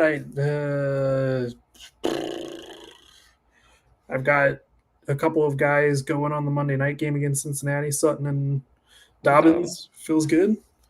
Yeah, I'll say this for Justin's team. Like, this is if Jordan Love can't really like this has got to be the week that, against Dallas. Like we got to see something here from Jordan Love. Otherwise, I don't know what this quarterback situation looks like here. Who do you got in that game, Sean? You and the Bombers. You gonna take you? I'm gonna take myself. I'm gonna take you too. Just overall roster, specifically quarterback matchup seems on paper you're gonna take Lamar every day of the week there, but yeah, I'm gonna go with you. Who do you got in the Muskrats Plague? I didn't ask. I'm gonna take the Plague. I think the Plague look more formidable for sure, so I'm gonna go with them. Lionheads Elk. Did I skip our game? Where's my game? Oh, it's up top. Cheese fries. Go to yours last. Yeah, we could do. That's a good one. Let's do Lionheads Elk, which is a pretty solid matchup overall. I think this is the undercard of the week. If we're not screwing around calling the toilet bowl the undercard of the week, but like this one feels important. No, I think this is a very important, just mostly for the season long outlook of each team. Where they'll end up at the end of the year. I think this is a very important one.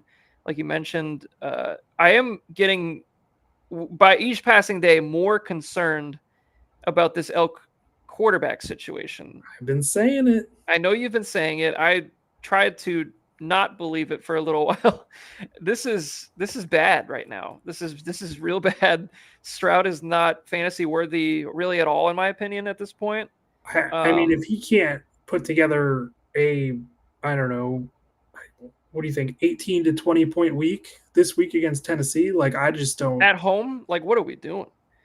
I can't imagine he can't, like, do it.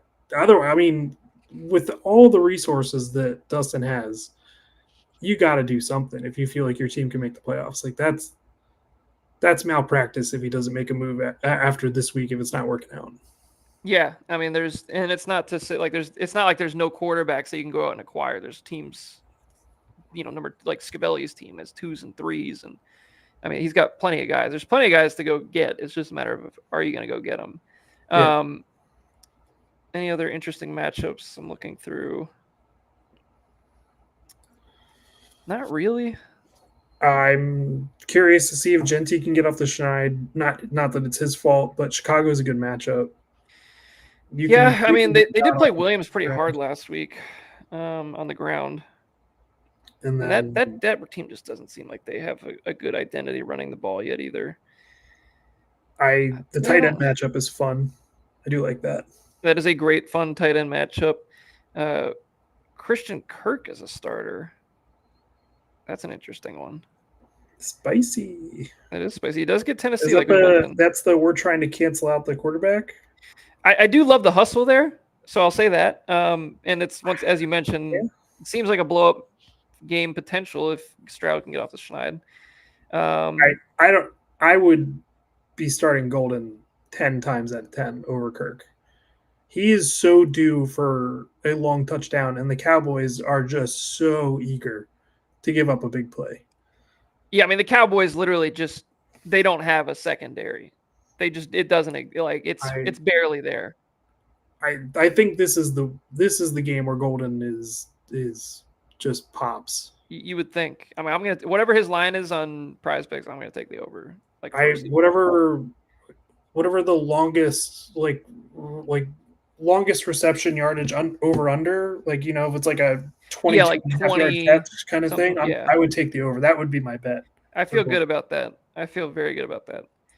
Not a whole lot else like matchup wise that are like super easy, no brainer matchups. Kind of some tougher ones this week on this matchup. Who do you got in this game?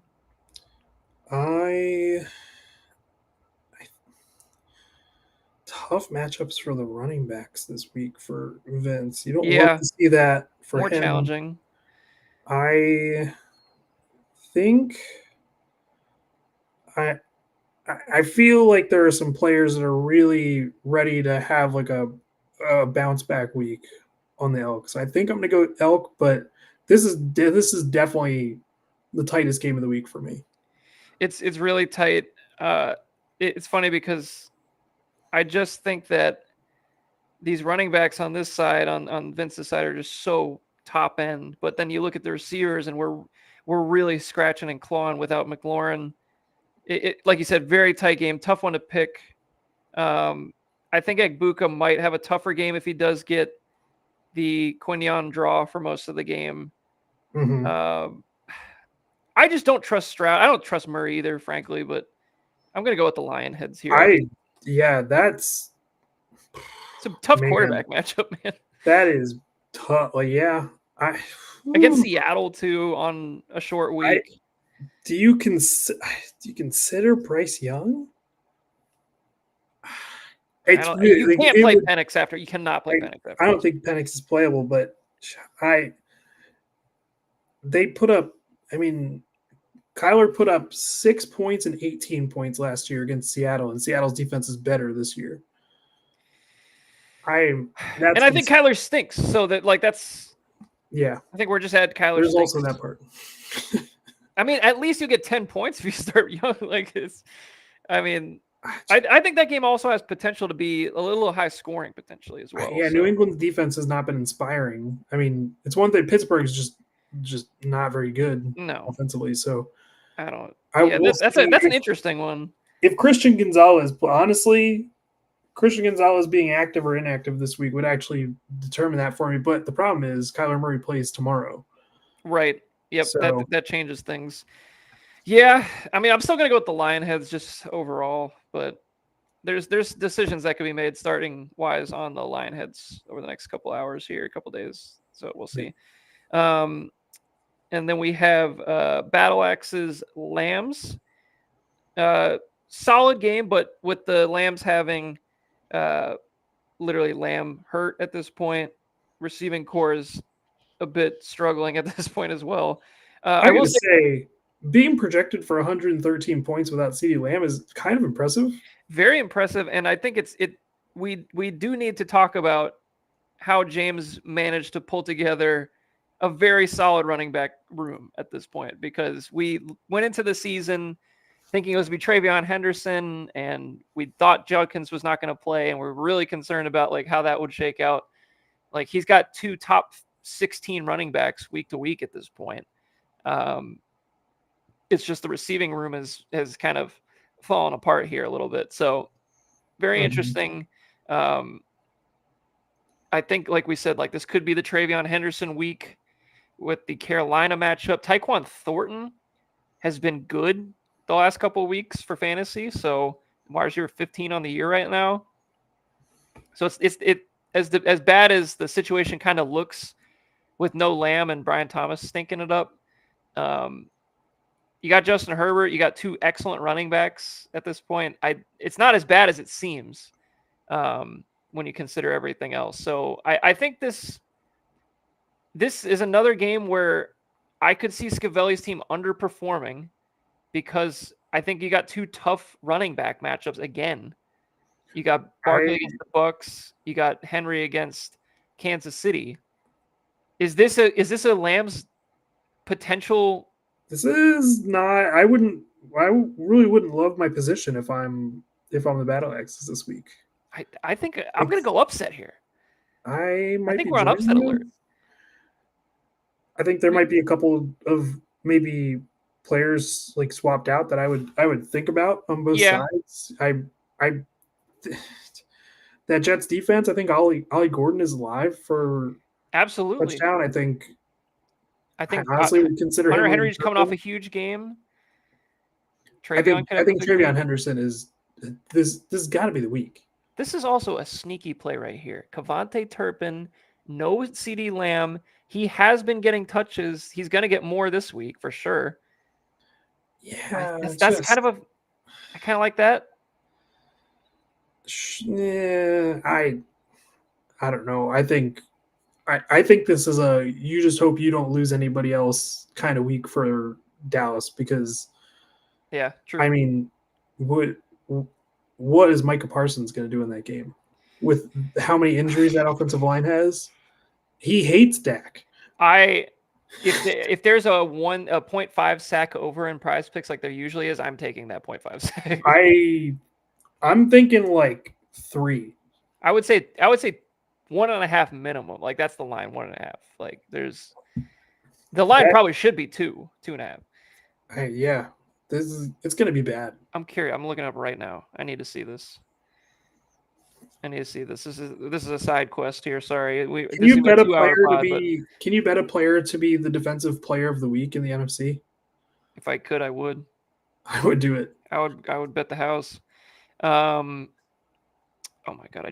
I got to look at I just quickly saw my season-long bet here in Prize Picks. It's disgusting, Sean. Oh boy. Absolutely nothing has worked. The only thing that's worked is Jonathan Taylor. It was an 8-legger. All right, let's see. Let's go to the game, which is once again a Sunday night game in Dallas, returning home. Let's look at sacks. This is gonna be crazy. They don't even have other sacks. Micah Parsons 0.75. Oh, that's slam the over. I'm going right now. I'm putting it in. That's a free square.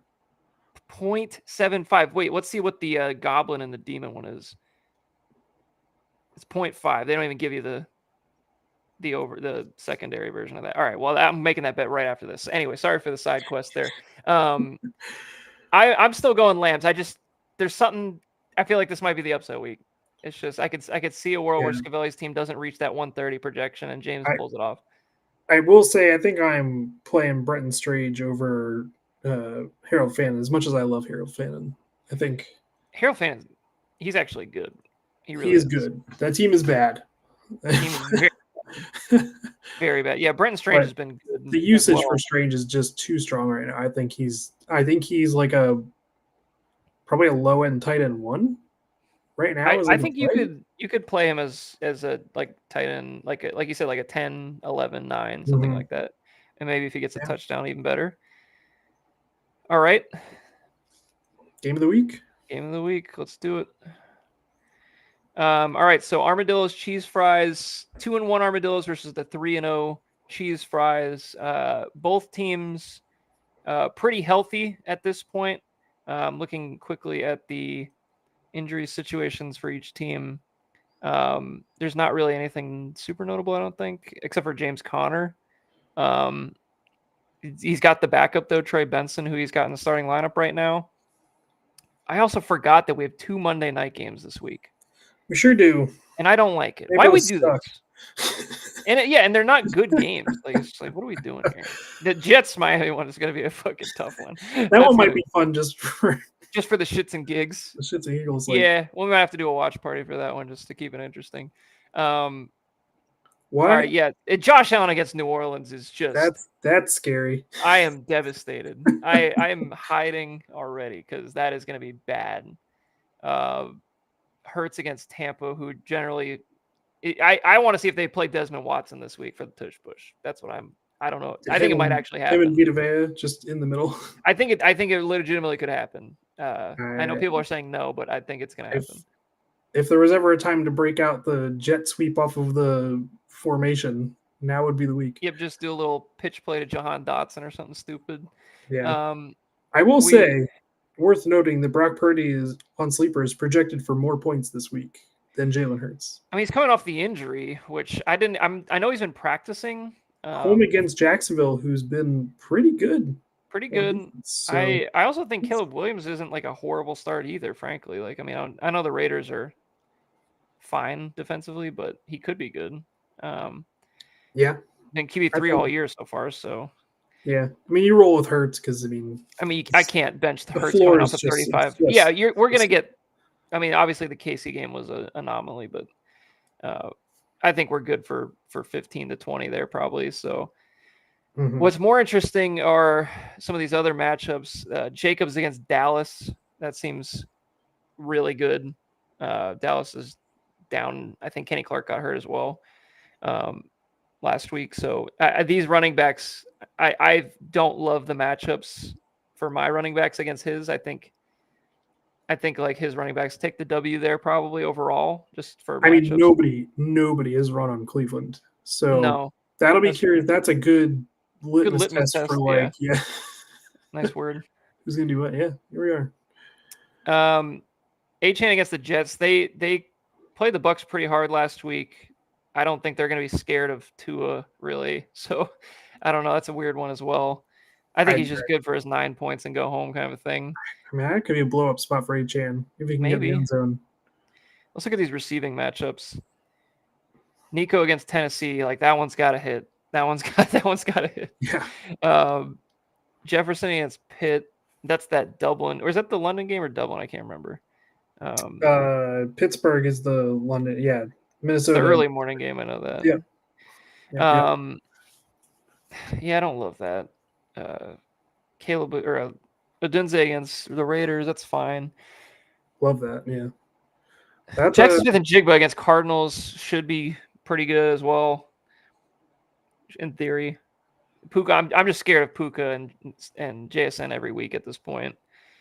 Bowers still banged up. Puka is survivable from like week to week as long as he doesn't get the touchdown. It feels like pretty much. Yeah, I mean, like because that's the 20-pointer at that point. So, tight end matchup it feels like a kind of a coin flipper if Andrews goes back to being not involved, but I feel like after this past week they probably keep it going.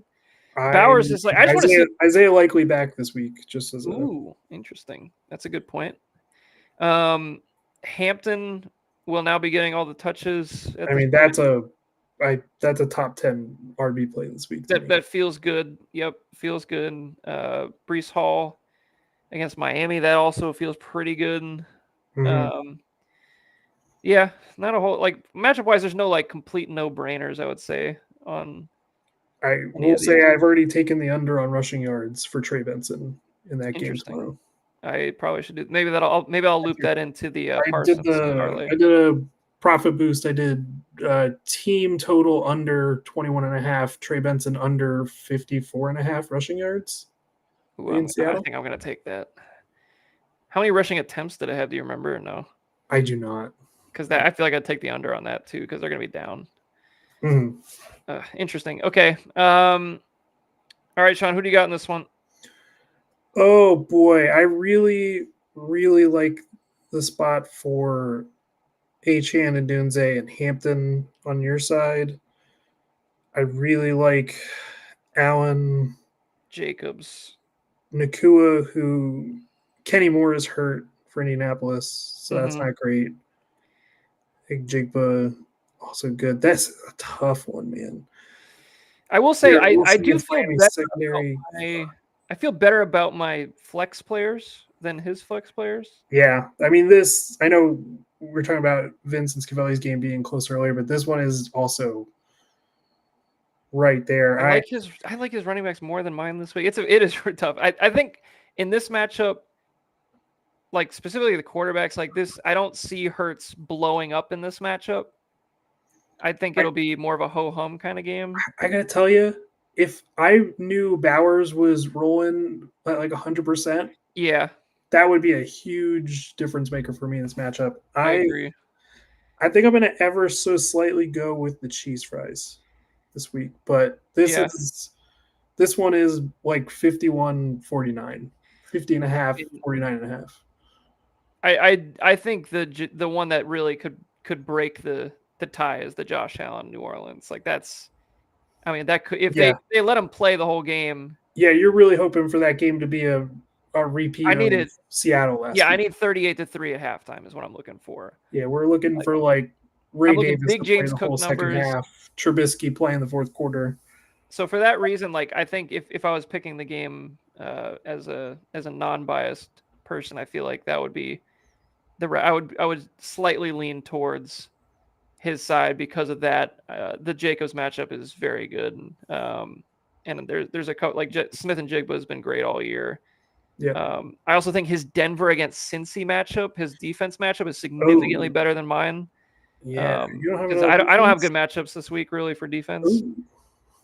You I really have Cleveland against Detroit So- sucks too, so that's an edge for sure. So I'll for the pick'em purposes I'll pick the cheese fries, but I think we got a good shot. So we'll see. Do you consider Kincaid this week I with have him having been Allen? I have been that has been a thought process for sure. I've also thought that if Kincaid is gonna have a bad week and it happens to be against New Orleans, at least I tried my best. It's just like that's kind of I thought it made sense. Bowers has been banged up, so I have considered it, and it might be a game time decision, but we'll Fair. see. Outside of that, I think we're all good here for week 4, Sean. We got our picks in. We're right at 2 hours here, which is a little bit longer than I thought, but here we are. So we will see you guys next time on the PHU Dynasty podcast. We'll do this again next Wednesday, and we'll recap all the fun again. I'm looking at probably getting on tomorrow to watch the Thursday night game. I'll probably just be online watching that. So if anybody wants to hop into the Discord, I'll probably be there. And until next week,